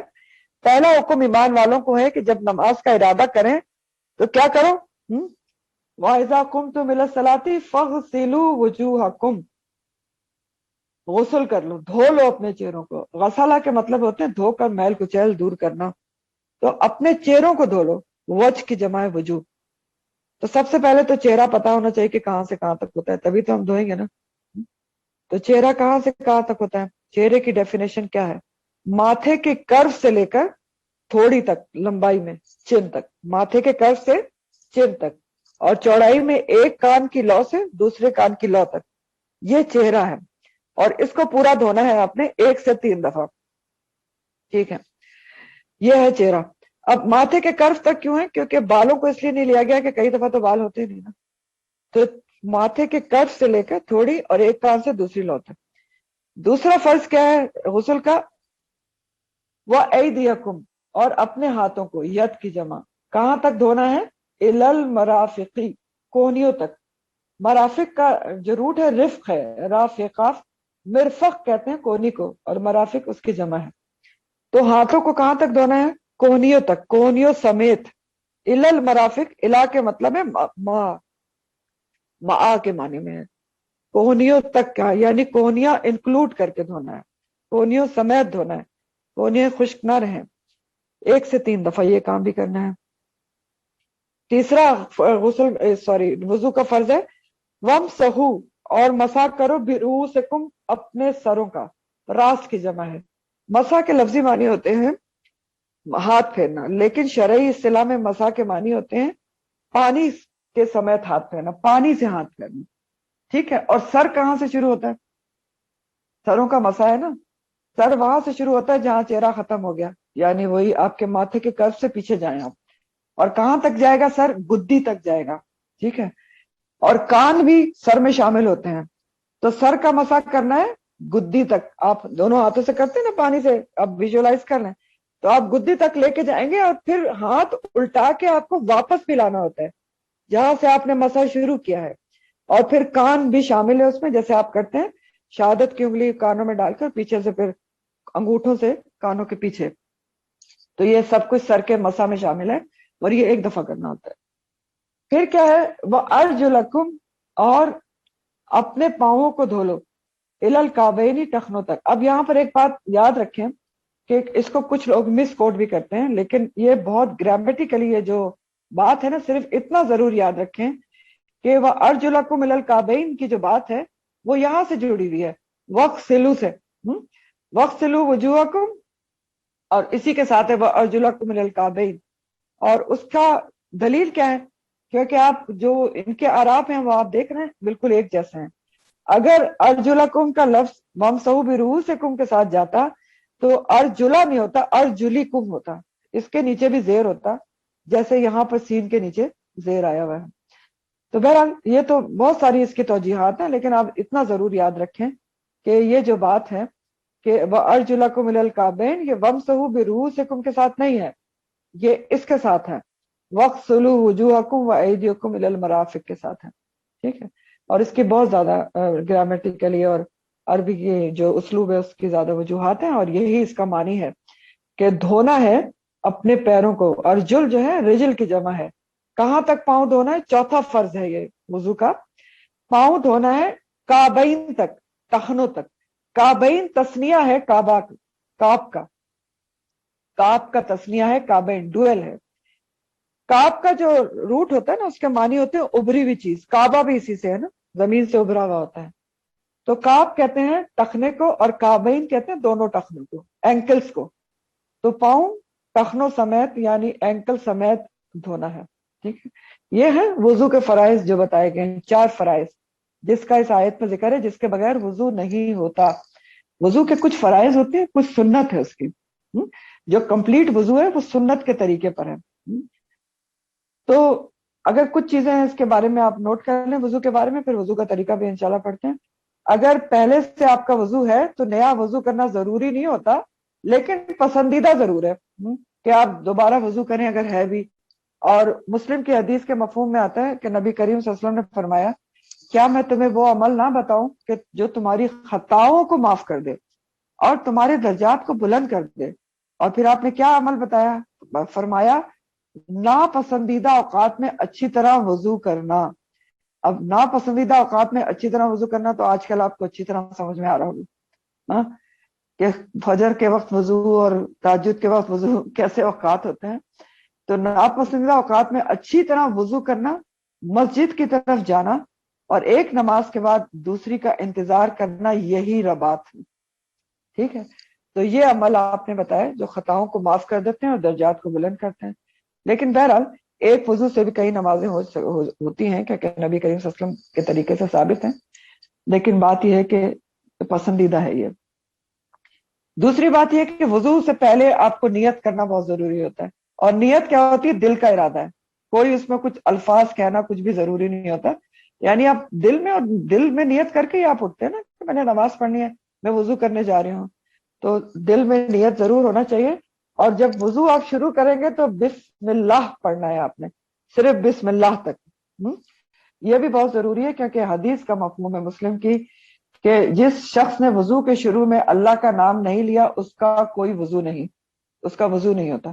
تو بسم اللہ آپ نے شروع میں ایک دفعہ پڑھ کے وضو کو شروع کرنا ہے، اور وضو سیدھی طرف سے شروع کرنا ہوتا ہے، سیدھی سائڈ سے وضو کرنا شروع کریں، یعنی پہلے سیدھا ہاتھ پھر الٹا ہاتھ، اور پھر وضو جس ترتیب سے بتایا گیا ہے اسی ترتیب سے کرنا ہے. تسلسل سے اعضاء کو دھونا چاہیے، وقفہ نہیں کرنا چاہیے بیچ میں. پھر جن اعضاء کو دھونا فرض ہے ان کو ایک دفعہ دھونے سے بھی فرض ادا ہو جاتا ہے، لیکن 3 دفعہ دھونا سنت کا طریقہ ہے. اور 3 دفعہ سے زیادہ دھونا آپ کو پتہ ہے سخت خلاف سنت ہے. اس کے لیے حدیث میں آتا ہے کہ آپ صلی اللہ علیہ وسلم نے فرمایا کہ جو 3 دفعہ سے زیادہ دھوتا ہے تو وہ ظلم ہے اور زیادتی ہے. ٹھیک، تو یہ بھی بہت امپورٹنٹ بات ہے کہ 3 دفعہ سے زیادہ دھونا بھی ظلم اور زیادتی میں آ جاتا ہے اور خلاف سنت ہے. پھر یہ ہے کہ جو وضو کے جو عضو آپ دھوتے ہیں اس میں ناخن برابر بھی کوئی جگہ خشک رہنا نہیں چاہیے، ناخن برابر. یہ بھی حدیث میں آتا ہے کہ ایک شخص وضو کر کے آیا تھا، اس کو ناخن برابر جگہ خشک تھی، آپ نے اس کو واپس بھیجا اور کئی دفعہ واپس بھیجا کہ تم نے وضو نہیں کیا، دوبارہ کرو. پھر اس میں یہ ہے کہ اگر کوئی عضو آپ کا زخمی ہے اور وہاں پر پٹی بندھی ہے یا پلاسٹر ہوا ہوا ہے تو اس پر بھی مسح کیا جا سکتا ہے، یہ اللہ تعالیٰ نے رخصت دی ہوئی ہے. پھر اسی طرح وضو کرنے کے بعد کوئی بے مقصد اور فضول باتیں نہیں کرنا چاہیے، کیونکہ ایک حدیث کے مفہوم میں آتا ہے کہ نبی کریم صلی اللہ علیہ وسلم نے فرمایا کہ جب انسان وضو کر لیتا ہے تو وہ نماز کی حالت میں ہوتا ہے، تو اس کو چاہیے کہ کوئی فضول اور بیکار باتیں نہ کریں. یہ نہیں کہ وضو کر کے آگے اس کے بعد وہ ڈرامہ دیکھنے بیٹھ گئے اور بہت ہی الٹی سیدھی باتیں کریں، نماز اس کے بعد پڑھی جا رہی ہے تو یہ بھی منع ہے. نماز کے بعد وضو کرنے کے بعد انسان حالت نماز میں ہوتا ہے حدیث کے مطابق، تو اس کو بے مقصد اور فضول باتیں نہیں کرنا چاہیے. اب طریقہ کیا ہے وضو کا؟ نیت کر کے بسم اللہ پڑھ کے آپ سب سے پہلے کلائیوں تک ہاتھ دھونا ہے، آپ کو کلائیوں تک 3 مرتبہ، انگلیوں میں خلال کرنا ہے، ایک ہاتھ کی انگلیاں دوسرے میں ڈال کے. پھر کلی کرنی ہے اور ناک میں پانی چڑھانا ہے 3 مرتبہ. ٹھیک ہے، کلی کرنی ہے اور ناک میں پانی چڑھانا ہے 3 مرتبہ، اور ناک کو جھاڑنا ہے بائیں ہاتھ سے. ٹھیک ہے، اگر روزہ ہو تو ناک میں پانی بہت زیادہ نہیں چڑھانا چاہیے، اگر روزہ نہیں ہو تو بہت اچھی طرح پانی چڑھانے کو حکم ہے. پھر آپ نے منہ دھونا ہے 3 مرتبہ. پھر آپ نے کوہنیوں سمیت بازو دھونا ہے 3 دفعہ. پھر پورے سر کا مسح کرنا ہے گدی تک، اور پھر واپس لانا ہے سامنے تک، اور کانوں کا مسح اسی پانی سے 1 دفعہ. پھر پاؤں ٹخنوں سمیت دھونا ہے 3 مرتبہ، اور پیر کی انگلیوں کا خلال ہاتھ کی چھوٹی انگلی سے کرنا ہے. ٹھیک ہے، یہ پورا طریقہ جو ہے یہ حضرت عثمان جو غنی تھے انہوں نے بھی کر کے بتایا ہے پورا، اور حدیث میں ان سے ہی مروی ہے کہ انہوں نے یہ سب کچھ کر کے بتایا کہ میں نے نبی کریم صلی اللہ علیہ وآلہ وسلم کو اس طریقے سے وضو کرتے ہوئے دیکھا تھا. یہ انہوں نے بتایا، یہ مسلم کی روایت ہے. اور وضو سے قبل جو نیت کے الفاظ بعض لوگ پڑھتے ہیں نا، نویت ان توضا، اس کا وہ سنت سے ثابت نہیں ہے، نیت دل کا ارادہ ہوتی ہے. اور دوران وضو مختلف آزاد ہوتے وقت بھی کوئی دعائیں پڑھنا سنت سے ثابت نہیں ہے. ہاں، وضو کے بعد مندرجہ ذیل یا میں آپ کو دعا پڑھ کے سناتی ہوں، یہ جو ہے بہت زیادہ مسنون ہے اور اس کا ثواب بھی ہے. وضو کر کے آپ نے پڑھنا ہے اشہد اللہ الہ الا اللہ وحدہ لا شریک لہ واشہد ان محمدا عبدہ ورسولہ، یہ آپ نے پڑھنا ہے. یہ ترمذی کی حدیث میں آتا ہے، اور ایک اور روایت میں ترمذی اور مسلم کی آتا ہے کہ اس کے بعد آپ یہ بھی پڑھ سکتے ہیں اللہم اجعلنی من التوابین واجعلنی من المتطہرین. ٹھیک ہے، تو حضرت عمر بن خطاب کہتے ہیں کہ رسول اللہ صلی اللہ علیہ وسلم نے فرمایا کہ اگر کوئی شخص مکمل وضو کر کے یہ دعا پڑھ لے، یہ اشہد اللہ والی، تو میں اس کے لیے جنت کے 8 دروازے کھول دیے جائیں گے، جس سے چاہے اس میں داخل ہوں. ٹھیک ہے، یہ اس کے روایت میں آتا ہے، 8 دروازے کھول دیے جائیں گے اس کے کہ جس سے چاہے اس میں جنت میں داخل ہو. تو وضو کے بعد یہ دعا پڑھنا چاہیے جو میں نے آپ کو پڑھ کے سنا دی. پھر اسی طرح ایک اور حدیث ہے وضو کے بارے میں کہ نبی کریم صلی اللہ علیہ وسلم نے فرمایا، مسلم کی حدیث ہے کہ جو شخص خوب سنوار کر اچھی طرح وضو کرے، پھر کھڑا ہو کر دل اور چہرے سے متوجہ ہو کر 2 رکعت نفل نماز ادا کرے تو اس کے لیے جنت واجب ہو جاتی ہے. اب یہ کون سی نماز کا ذکر ہے؟ نماز تحیۃ الوضو کا ذکر کیا جا رہا ہے کہ جب آپ وضو کرتے ہیں تو اس کے بعد دن میں ہر وضو کے بعد بھی پڑھ سکتے ہیں یا کم از کم 1-2 دفعہ پڑھ لیں. تو وضو کرنے کے بعد عام جیسے نفل نماز آپ پڑھتے ہیں تو 2 رکعت کھڑے ہو کے تحیت الوضو کہلاتی ہے. اس کے بارے میں بخاری کی حدیث کا مفہوم ہے. رسول کریم صلی اللہ علیہ وسلم نے حضرت بلال حبشی سے پوچھا کہ اے بلال، اسلام لانے کے بعد تمہارا وہ کون سا عمل ہے جس پر تمہیں بخشش کی زیادہ امید ہے؟ کیونکہ میں نے معراج والی رات میں تمہیں جنت میں اپنے آگے آگے چلتے ہوئے دیکھا ہے. تو انہوں نے عرض کیا کہ یا رسول اللہ صلی اللہ علیہ وسلم، مجھے اپنے اعمال میں سب سے زیادہ امید اپنے اس عمل سے ہے کہ دن ہو یا رات میں جب بھی وضو کرتا ہوں تو جتنی اللہ تعالیٰ کو منظور ہو نفلی نماز پڑھ لیتا ہوں. ٹھیک ہے، تو تحیت الوضو کم از کم 2 نفل نماز ہوتی ہے اور جنت میں لے جانے والا عمل ہے. آپ نے دیکھ لیا، بہت زبردست ہے. تو تحیت الوضو کم از کم دن میں کسی ایک وضو کے بعد تو ضرور پڑھ لینا چاہیے. پھر اسی طرح ہے، ترمذی کی حدیث کا مفہوم ہے کہ ابو ہریرہ سے روایت ہے کہ وہ کہتے ہیں میں نے اپنے دوست محمد صلی اللہ علیہ وسلم کو یہ کہتے سنا کہ جنت میں مومن کا زیور وہاں تک پہنچے گا جہاں تک وضو کو پانی پہنچتا ہے. اب آپ دیکھیں کہ آپ کا زیور کہاں کہاں تک ہوگا. زیور پہننے کا بہت شوق ہوتا ہے نا ہمیں، کہاں کہاں تک ہوگا سوچئے. مسلم کی ایک طویل حدیث ہے، اچھا یہ بہت بڑی حدیث ہے اور بہت ہی خوبصورت حدیث ہے، میں آپ کو اس کا مفہوم بتاتی ہوں. مسلم کی حدیث ہے کہ انسان جب وضو کے جیسے جیسے آزاد ہوتا جاتا ہے تو ان اعضاء سے اس کے گناہ نکلتے چلے جاتے ہیں. جیسے وہ کلی کرتا ہے تو اس کے منہ کے گناہ دھل جاتے ہیں، جیسے وہ ناک میں پانی ڈالتا ہے تو ناک کے گناہ دھل جاتے ہیں، جیسے وہ منہ دھوتا ہے تو منہ کے گناہ دھل جاتے ہیں، ہاتھ دھوتا ہے تو ہاتھ کے، پاؤں دھوتا ہے تو پاؤں کے گناہ دھل جاتے ہیں. اور حدیث میں آتا ہے کہ پھر انسان اس طرح کامل وضو کے ذریعے جب نماز پڑھتا ہے تو وہ گناہوں سے پاک ہو جاتا ہے. تو وضو کی بڑی اہمیت ہے اور پورے اچھے طریقے سے وضو کرنے کی. مسلم کی حدیث کا مفہوم ہے روزہ قیامت میری امت کے چہرے، ہاتھ اور پاؤں وضو کی وجہ سے روشن ہوں گے، چمک رہے ہوں گے. تو تم میں سے جو چمک کو لمبا کرنا چاہے تو کر گزرے. کیا کہا نبی کریم صلی اللہ علیہ وسلم نے کہ اس چمک کو بڑھانا ہے تو اچھی طرح سے خوب وضو کرو. تو پہلا حکم یہ جو ہے یہ وضو کے فرائض کے بارے میں تھا کہ وضو کے یہ 4 فرائض ہیں جو آپ نے پڑھے، ٹھیک ہے، جو آپ کے سامنے ہیں. اور وضو کے لیے یہ بھی یاد رکھیں کہ ایک لفظ ہوتا ہے وضو اور ایک لفظ ہوتا ہے وضو. واو کے اوپر زبر اور واو کے اوپر پیش.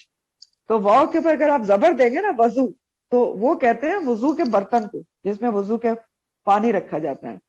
اور واو پہ پیش کے ساتھ وضو کے معنی وضو کے ہوتے ہیں اور وضو کے لفظی معنی ہے طہارت یا نور. تو نبی کریم صلی اللہ علیہ وسلم نے یہی تو کہا کہ نور کو بڑھاتے ہیں لوگ، آزاد چمکیں گے. ٹھیک ہے، تو یہ تو وضو کے فرائض تھے. اور جو میں نے آپ کو پورا طریقہ بتایا وضو کا، اس میں ساری سنت کے طریقے آ گئے، سنت کے طریقے سے وضو ہو گیا. اگلا حکم کیا ہے؟ اگلا حکم ہے وَإِن كُنتُمْ جُنُبًا، اور اگر تم حالت جنابت میں ہو فَطَّهَّرُوا، تو طہارت حاصل کرو. ٹھیک، اب جنوباً کیا ہوتی ہے حالت جنابت؟ اصل میں جنوب کے مطلب ہوتے ہیں اجنبی کو بھی کہتے ہیں، پیچھے آپ پڑھ چکے ہیں، اور جنبی کو بھی کہتے ہیں. حالت جنابت کیا ہوتی ہے اور اس میں کیا حکم دیا جا رہا ہے؟ حکم یہ دیا جا رہا ہے کہ فَطَّهَّرُوا، تو اچھی طرح طہارت حاصل کرو. طَهَّرَ يُطَهِّرُ تطہیر، اچھی طرح طہارت یعنی غسل کرو. مطلب یہ ہے پہلے وضو کے جہاں وضو کا حکم تھا، اب غسل کا حکم آ رہا ہے کہ جن حالت میں غسل فرض ہے اس میں غسل کیا جائے گا. تو دیکھیں ایک جو ناپاکی کی حالت ہوتی ہے نا اس کو حدث کہا جاتا ہے، سے حدث. تو ایک حدث اصغر ہوتا ہے چھوٹی ناپاکی اور ایک حدث اکبر ہوتا ہے بڑی ناپاکی. تو حدث اصغر جو ہوتا ہے اس میں وضو فرض ہو جاتا ہے، اور جو حدث اکبر ہوتا ہے نا جو چیزیں بڑی ناپاکی، اس میں غسل فرض ہو جاتا ہے. تو یہاں پر اب حدث اکبر کا ذکر ہے، بڑی ناپاکی جس میں غسل فرض ہو جاتا ہے، اور وہ کیا ہے؟ وَإِن كُنتُمْ جُنُبًا. جنبی کیا ہوتا ہے؟ حالت جنابت میں 4 چیزیں آتی ہیں، یاد رکھیں 4 چیزیں حالت جنابت. نمبر 1، شوہر اور بیوی کا تعلق قائم ہوا، ٹھیک ہے، وہ حالت جنابت ہوگی. نمبر 2، اگر تعلق نہیں بھی قائم ہوا لیکن انزال منی ہو گیا تو بھی مرد جو ہے وہ جنبی ہو گیا. نمبر 3 کیا ہے کہ جو حیض ہوتا ہے پیریڈز کے بعد وہ بھی حالت جنابت ہوتی ہے، اس میں بھی غسل فرض ہوتا ہے. اور نمبر 4 نفاس، یعنی چائلڈ برتھ کے بعد جو بلیڈنگ ہوتی 40 دن، وہ نفاس کہلاتی، اس کے بعد بھی غسل واجب ہو جاتا ہے. تو یہ 4 چیزیں ہیں غسل واجب ہونے کی. اس کے علاوہ آپ کو پتا ہے کہ جو غیر مسلم سے مسلمان ہوتا ہے تو اس کو بھی غسل کرنا واجب ہوتا ہے اس کے اوپر بھی. تو یہ ہے. اس کے بعد آپ دیکھیں کہ حالت جنابت آپ کو 4 چیزیں پتہ چل گئیں. اب حالت جنابت میں غسل کرنے کا طریقہ کیا ہے, ٹھیک ہے, یہ بھی آپ نوٹ کر لیں کہ حالت جنابت, کیونکہ اس سے تو ہر کسی کا واسطہ پڑتا ہے, اور نہ صرف ہمیں پتا ہونا چاہیے, ہمیں اپنے بچوں کو بتانا چاہیے. میں نے آپ کو پہلے بھی بتایا تھا جب طہارہ کا لیکچر جو ویب سائٹ پہ موجود بھی ہے, کہ دیکھیں ہم صرف اس میں شرم کا شکار ہو جاتے ہیں, حالانکہ بہت ساری باتیں بچے ہمارے سامنے ایسی کر رہے ہوتے ہیں جو نہیں کرنا چاہیے آج کل کے زمانے میں. یہ تو ان کا سارا طہارت کے اوپر تو آپ کی عبادات کا دار و مدار ہے. اگر آپ کو خود نہیں پتا, بچوں کو نہیں بتائیں گے, تو کیا ساری عمر ناپاکی میں گزاری جائے گی؟ تو غسل جنابت کا طریقہ کیا ہے, نوٹ کریں. سب سے پہلے ہاتھ دھونا چاہیے اپنے, پھر نجاست جہاں لگی ہے اس کو اچھی طرح دھو کر صاف کریں, اس کے بعد دوبارہ ہاتھ دھوئیں, ٹھیک. پھر پورا کامل وضو کریں جیسے آپ وضو کرتے ہیں. پھر وضو کرنے کے بعد 3 دفعہ سیدھی طرف پورے جسم پر سر سے لے کر نیچے تک پانی بہائیں. پھر 3 دفعہ جو الٹی طرف پوری طرح پانی بہائیں اپنے جسم کے اوپر. پھر الگ ہو کر فائنلی پاؤں دھونا ہوتا ہے, ٹھیک ہے. یہ ہے غسل جنابت کا طریقہ. بالوں کو کھولنا ضروری نہیں ہے, لیکن بالوں کی جڑوں تک لازمی پانی پہنچنا چاہیے. اگر بغیر کھلے پہنچ سکتا ہے تو ٹھیک ہے, ورنہ بالوں کو کھول کر دھونا چاہیے. اب اس میں حکم دیا جا رہا ہے وَإِن كُنتُمْ جُنُبًا, اگر جنبی ہو فَطَّهَّرُوا, تو پوری طرح طہارت حاصل کرو, یعنی غسل کرو. یہ حکم دیا جا رہا ہے کہ حالت جنابت میں غسل فرض ہو جاتا ہے جو آپ نے صحیح طریقے سے کرنا ہے. تو یہاں تک ایک بات کمپلیٹ ہو گئی کہ پانی سے طہارت حاصل کرنی ہے. اگر وضو واجب ہے تو اس کے ذریعے, اگر غسل واجب ہے تو اس کے ذریعے. پانی سے طہارت حاصل کرنی ہے. اگر وضو واجب ہے تو آپ وضو کریں گے, اگر غسل واجب ہے جن کنڈیشنز میں تو آپ فَطَّهَّرُوا, تو غسل کریں گے. اب آگے ایک اور بات ہے, ایک اور تیسرا حکم ہے وَإِن كُنتُم مَرْضَىٰ, اگر ہو تم مریض, او علی سفرن, یا سفر کے اوپر ہو. یہ بھی پیچھے پڑ چکے ہیں. تیسری بات کیا ہے, او جا, یا آیا ہے, احد, کوئی ایک, منکم, تم میں سے, من الغائطی, غائط کہتے ہیں نشیبی جگہ کو, لیکن یہاں پر کنائے کے طور پر رفع حاجت کے لیے استعمال ہوا ہے, آپ ٹوائلٹ کہہ سکتے ہیں. تو آپ سمجھ لیں کہ یہاں تیسری بات کیا ہے کہ تم میں سے کوئی رفع حاجت کر کے آیا ہے, ٹوائلٹ سے ہو کر آیا ہے. چوتھی چیز کیا ہے, او لا مستم النساء, یا تم نے باہم چھوا ہے عورتوں کو. یعنی چھوا سے مطلب یہ نہیں کہ تم نے بیوی کو صرف چھوا ہے, یعنی جسمانی تعلق قائم کیا ہے. پھر کیا ہے, فلم تجدو. اب پھر سے دیکھ لیں 4 چیزیں بتائی گئی ہیں. اگر مریض ہو, سفر میں ہو, یا تم میں سے کوئی ایک رفع حاجت کر کے آیا ہے, یا کیا ہے تم نے جسمانی تعلق قائم کیا ہے اپنی بیویوں سے. اب کیا کنڈیشن ہے, فلم تو نہیں, تجدو, تم پاتے ہو, مان, پانی, پانی نہیں ہے. اب کیا کریں, کچھ کنڈیشنز اس میں ایسی ہیں جس میں وضو فرض ہے, اور عورتوں کو چھونے کا تک کیا ہے, تعلق قائم ہے, اس میں غسل فرض ہے. دونوں چیزیں آ گئی نا. پانی نہیں مل رہا تو کیا کرو, فتیمموا, تو تیمم کر لو. کتنی پیاری بات ہے, فتیمموا, تو تیمم کر لو. کس سے, صعیدن طیبہ, پاکیزہ مٹی سے. ٹھیک ہو گیا. اب آپ دیکھیں, ایک نمبر 1 ہے اگر تم مریض ہو, اگر مریض ہو تم مردہ, اور پانی استعمال کرنے سے تکلیف بڑھنے کا اندیشہ ہے, ٹھیک ہے, تو نہیں کریں, تیمم کر لیں. سفر میں ہیں آپ, پانی نہیں مل رہا آپ کو, ٹھیک ہے, تب بھی آپ تیمم کر سکتے ہیں. یا تم میں سے کوئی قضائے حاجت کر کے آیا ہے, وضو ڈیو ہو گیا, پانی اویلیبل نہیں ہے, تو پھر بھی آپ تیمم کر سکتے ہیں. چوتھی چیز حدث اکبر کی ہے کہ آپ نے عورتوں کو چھوا ہے, یعنی جسمانی تعلق قائم کیا ہے, نہیں بھی کیا لیکن انزال منی ہوا ہے اور غسل واجب ہے. فلم تجدو مان, پانی نہیں مل رہا, ان سب کنڈیشن میں تیمم کر لو پاکیزہ مٹی سے. تو تیمم جو ہے اس کے لیے 3 مین شرائط ہوتی ہیں. نمبر 1, انتہائی کوشش کرنا چاہیے, جس کو تحری کہا جاتا ہے, تحری, ٹھیک ہے, انتہائی کوشش, اٹموسٹ ایفرٹ پانی ڈھونڈنے کی. اور اگر نہیں ملے تو پھر تیمم ہے. یہ نہیں کہ فوراً ہی آپ نے, کہیں آپ سفر پہ تھے, آپ نے دیکھا ادھر ادھر دائیں بائیں نہیں ہے تو بس ٹھیک ہے, نہیں, تحری ہے. نمبر 2, بیماری کی وجہ سے پانی آپ استعمال نہیں کر سکتے, سوری, بیماری بڑھنے کا اندیشہ ہے, تب بھی آپ تیمم کر سکتے ہیں. پھر ایک یہ بھی کنڈیشن ہوتی ہے کہ اگر باہر پانی ہے، آپ گھر کے اندر ہیں یا کسی بھی جگہ پر ہیں اندر، آپ باہر نکل کے جائیں گے تو کوئی درندہ بیٹھا ہوا ہے یا کوئی مسئلہ ہے، کوئی سانپ بیٹھا ہوا ہے یا باہر کرفیو لگا ہوا ہے، آپ باہر جائیں گے تو گولی وولی چل جائے گی، تب بھی تیمم کیا جا سکتا ہے. ٹھیک ہے. اب تیمم کا جو لفظ ہے اس کو سمجھ لیں.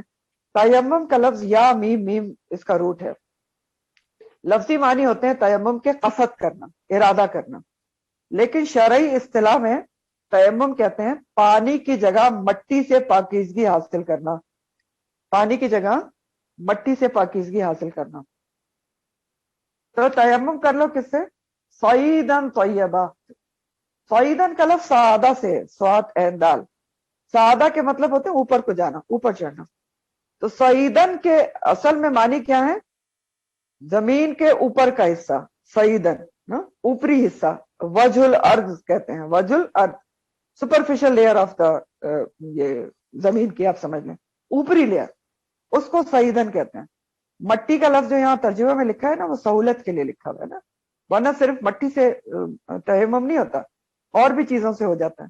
جیسے اگر زمین کی اوپری سطح کے اوپر چونا پڑا ہوا ہے یا ریت پڑی ہوئی ہے یا کنکری پڑی ہوئی ہے تو اس سے بھی، پتھر پڑے ہوئے ہیں تو اس پہ بھی اگر تھوڑی بہت مٹی پڑی ہے تو اس سے بھی تیمم ہو سکتا ہے.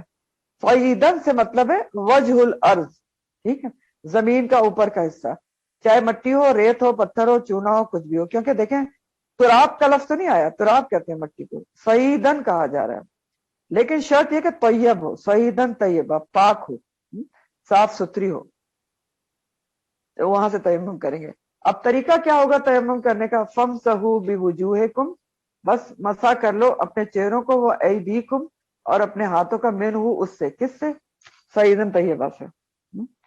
بہت سمپل طریقہ ہے. تیمم کا طریقہ بھی یہ ہے کہ آپ نیت کریں گے، بسم اللہ پڑھیں گے، پھر دونوں ہاتھ مٹی پر ماریں گے، سیدھے ہاتھ دونوں مٹی پر ماریں گے، پھر ان کو منہ کے قریب لے جا کر دونوں ہاتھوں پر پھونک مار دیں گے، ایکسٹرا مٹی اڑا دیں گے. پھر یہ دونوں ہاتھ صرف ایک مرتبہ آپ پورے چہرے پر پھیر لیں گے، مسح کر لیں گے. پھر آپ نے دونوں ہاتھوں کا مسح کرنا ان کی بیک کے اوپر، پشت کی طرف. ٹھیک ہے. کیسے کرنا ہے؟ ہاتھ الٹے کر لیں دونوں ہاتھ، صرف ہاتھ ید جو ہے وہ کلائی تک ہوتا ہے. اب کیسے کریں گے آپ؟ دو اس کے صرف چیزیں ہیں. ایک، منہ پر آپ نے دونوں ہاتھ پھیر لیے ایک دفعہ، پھر کیا کیا؟ آپ الٹے ہاتھ کو پہلے سیدھے ہاتھ کی پشت پر پھیریں گے، مسح کریں گے، پھر سیدھے ہاتھ کو الٹے ہاتھ کی پشت پر پھیر لیں گے ایک دفعہ. یہ تیمم ہو گیا آپ کا. ٹھیک ہے. یہ تیمم کا طریقہ ہے. تو اگر حدث اکبر ہے یا حدث اصغر ہے تو وضو فرض ہے یا غسل کی آپ کو حاجت ہے؟ اگر پانی نہیں ہے یا کیا ہے، آپ مریض ہیں، تو تیمم اس کی کفایت کرے گا. ٹھیک ہے. چاہے غسل فرض ہے یا تیمم وضو فرض ہے آپ کو، لیکن اگر پانی نہیں مل رہا یا آپ مریض ہیں، یہ ساری کنڈیشنز پوری ہو رہی ہیں، تو آپ فتیمموا صعیدا طیبا کر سکتے ہیں. ٹھیک ہے. اب اس میں ایک اور چیز ہے، اگر آپ نے نماز کے وقت کے اندر ایک کوئی نماز آپ نے پڑھ لی تیمم کر کے، لیکن نماز پڑھنے کے بعد آپ کو پانی مل گیا، پہلے نہیں آ رہا تھا، اس کے بعد آ گیا، اب کیا کریں؟ نماز کو دہرائیں گے یا نہیں دہرائیں گے؟ تو اس کے بارے میں علماء کی رائے یہ ہے کہ دہرائی بھی جا سکتی ہے، زیادہ اجر و ثواب ہے، لیکن نہیں بھی دہرائے تو کوئی حرج نہیں ہے. یہ علماء کی رائے ہے. یرید اللہ لیجعل علیکم من حرج، اللہ تعالیٰ نہیں چاہتا کہ تمہارے پر کوئی تنگی ہو. ولیکن، لیکن پھر اللہ تعالیٰ کیا چاہتے ہیں؟ اللہ تعالیٰ چاہتے ہیں لیطہرکم، کہ وہ تم کو پاک کر دیں. اللہ تعالیٰ پاک کرنا چاہتے ہیں آپ کو. ولیتم نعمتہ علیکم، اور تمہارے پر اپنی نعمت تمام کرنا چاہتے ہیں. لعلکم تشکرون، تاکہ تم شکر ادا کرو. یعنی اللہ تعالیٰ لوگوں کو پاک رکھنا چاہتے ہیں، اس لیے وضو اور غسل کے احکامات دیے ہیں پانی کے ذریعے. اور پانی نہ ملنے کی صورت میں تیمم جیسی اتنی بڑی فیسلٹی اور سہولت بھی دے دی ہے. یہ اللہ تعالیٰ کیونکہ تنگ ہی نہیں چاہتے کہ پانی نہیں مل رہا ہے تو انسان تنگ پڑے کہ نماز کیسے پڑھے. ہاں پتہ نہیں میں نے آپ کو پیچھے وہ حدیث بتائی کہ نہیں بتائی کہ بغیر وضو کے نماز نہیں ہوتی. دوبارہ بتا دیتے ہوں، یاد رکھیں یہ بھی حدیث ہے کہ اللہ تعالیٰ جو ہے حرام مال سے صدقہ قبول نہیں کرتا اور بے وضو کے نماز قبول نہیں کرتا. یہ بھی حدیث کا مفہوم ہے، اس کو بھی یاد رکھنا چاہیے. اچھا، تو ہم بات کر رہے تھے کہ اللہ تعالیٰ جو ہے وہ تنگی نہیں چاہتا، اس لیے اللہ تعالیٰ نے اگر وضو نہیں ہے تو بجائے نماز چھوڑنے کے تیمم کی آپ کو آپشن دے دی کہ آپ تیمم کر لیں. ٹھیک ہے، اتنی بڑی سہولت ہے. تو اللہ تعالیٰ چاہتے ہیں کہ پاکی اور طہارت کی حس انسان میں قائم رہے. وَلَٰكِن يُرِيدُ لِيُطَهِّرَكُمْ، پانی نہیں ہے تو ناپاکی ہے، تو یہ نہیں کہ نماز نہ پڑھو، پاک مٹی سے طہارت حاصل کر لو. اور اس کے بارے میں یہ تک بھی حکم ہے حدیث میں کہ اگر پانی 10 سال تک بھی کسی کو نہیں ملتا کسی ایسی جگہ پہ، یعنی ایک بات کہی گئی ہے، تو تیمم اس کی کفایت کرے گا. لیکن جیسے ہی پانی مل جائے تو تیمم کا جو حکم ہے وہ ساقط ہو جاتا ہے. تو اللہ تعالیٰ چاہتے ہیں کہ تمہارے لیے کوئی تنگی نہ ہو، تم کو پاک رکھنا چاہتے ہیں. وَلِيُتِمَّ نِعْمَتَهُ عَلَيْكُمْ لَعَلَّكُمْ تَشْكُرُونَ، اور اللہ تعالیٰ یہ چاہتے ہیں کہ وہ اپنی نعمت تم پر پوری کر دیں. کون سی نعمت؟ وہی جہاں جہاں نعمت کا لفظ آیا ہے مراد دین اسلام ہے، کہ دین اسلام کی نعمت تمہارے پر پوری کر دیں. اللہ تعالیٰ نفس کی طہارت کے ساتھ ساتھ جسم اور روح کی پاکیزگی کے احکامات بھی دے رہے ہیں تاکہ دین اسلام کی نعمت پوری طرح پوری ہو جائے، کوئی کسر نہ رہے. اکملت لکم دینکم واتممت علیکم نعمتی.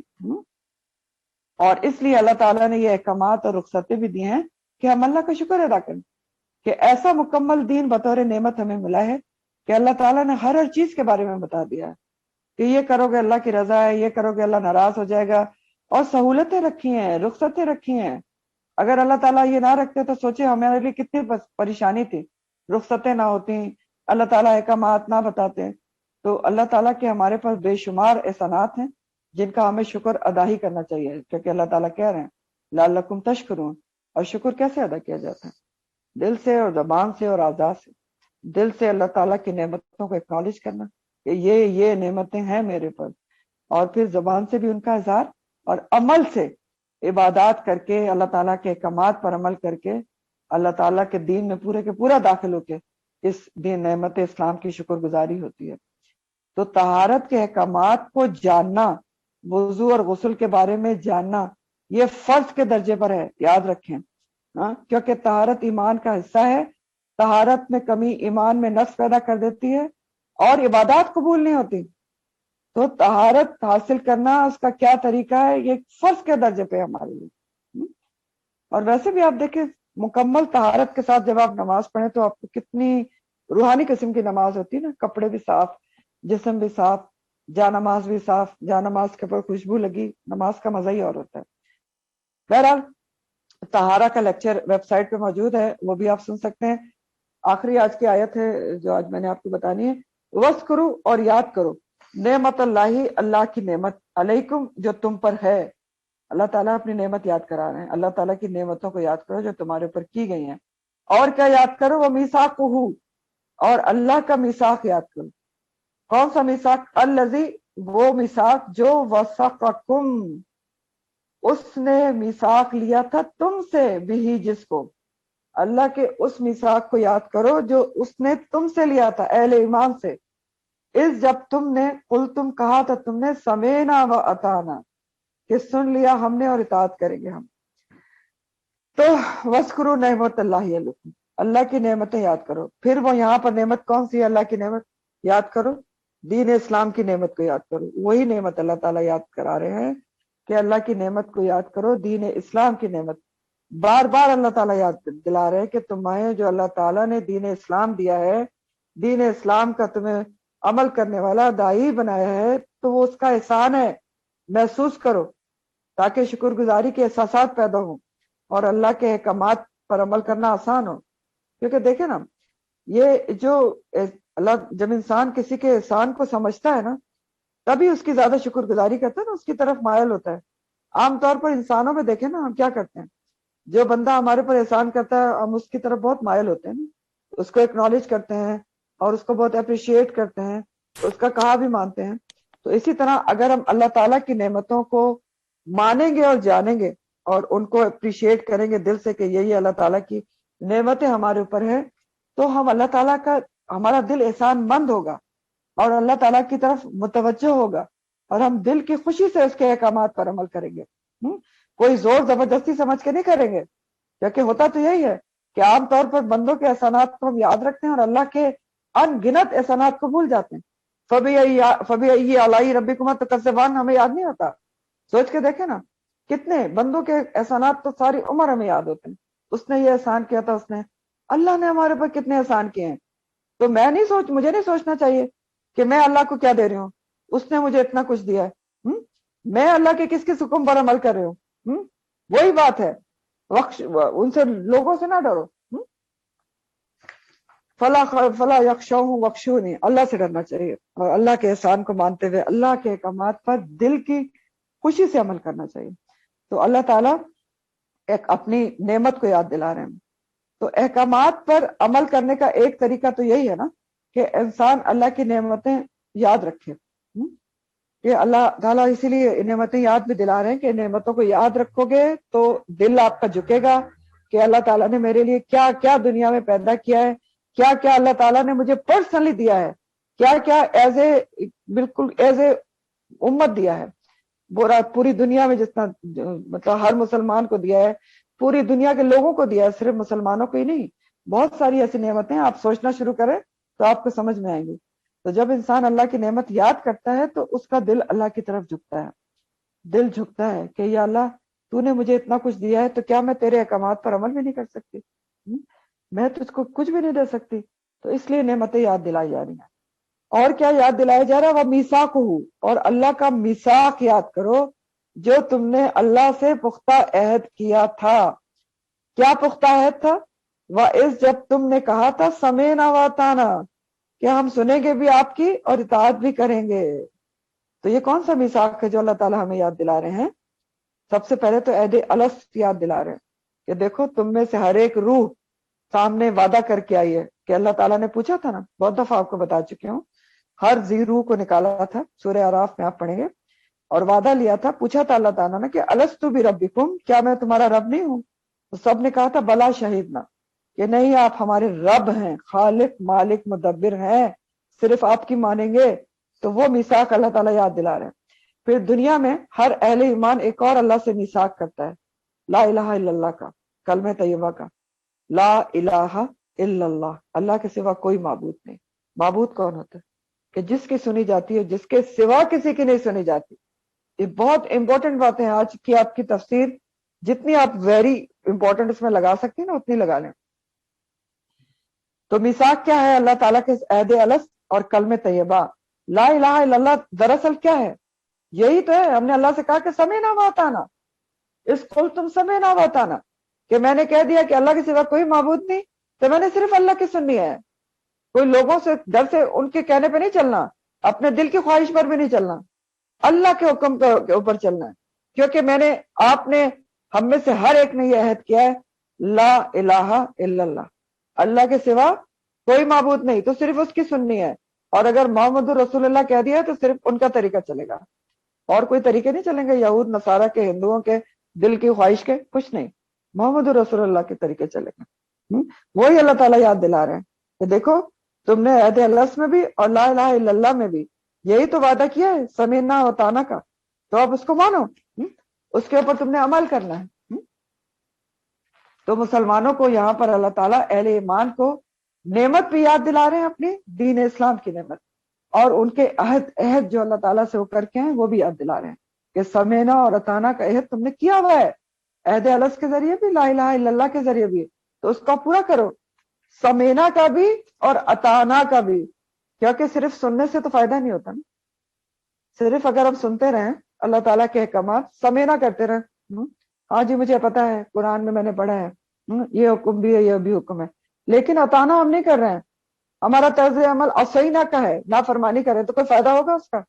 नहीं होगा पूरा। इसीलिए अल्लाह ताला आगे कह रहे वत्तकुल्लाह, अल्लाह से डरो, अल्लाह से डरो। इन्नल्लाह अलीमुम बिज़ाति सुदूर, अल्लाह ताला वो है जो खूब दिलों के भेद तक जानता है, दिलों की नियतें, दिलों के इरादे भी जानता है। तो अगर सिर्फ तुम सुन के अल्लाह के अहकामात को छोड़े हो और अताना का कोई काम ही नहीं है, तो ये भी अच्छे तरह अल्लाह ताला को मालूम है। दिल वत्तकुल्लाह के हिसाब से भी अल्लाह ताला को मालूम है कि कितना तकवा किसके दिल में, और तकवा कहाँ होता है? दिल में ही होता है, दिल की कैफियत है, वो सिर्फ अल्लाह ताला जानते हैं कि अल्लाह का डर कितना किसके दिल में मौजूद है।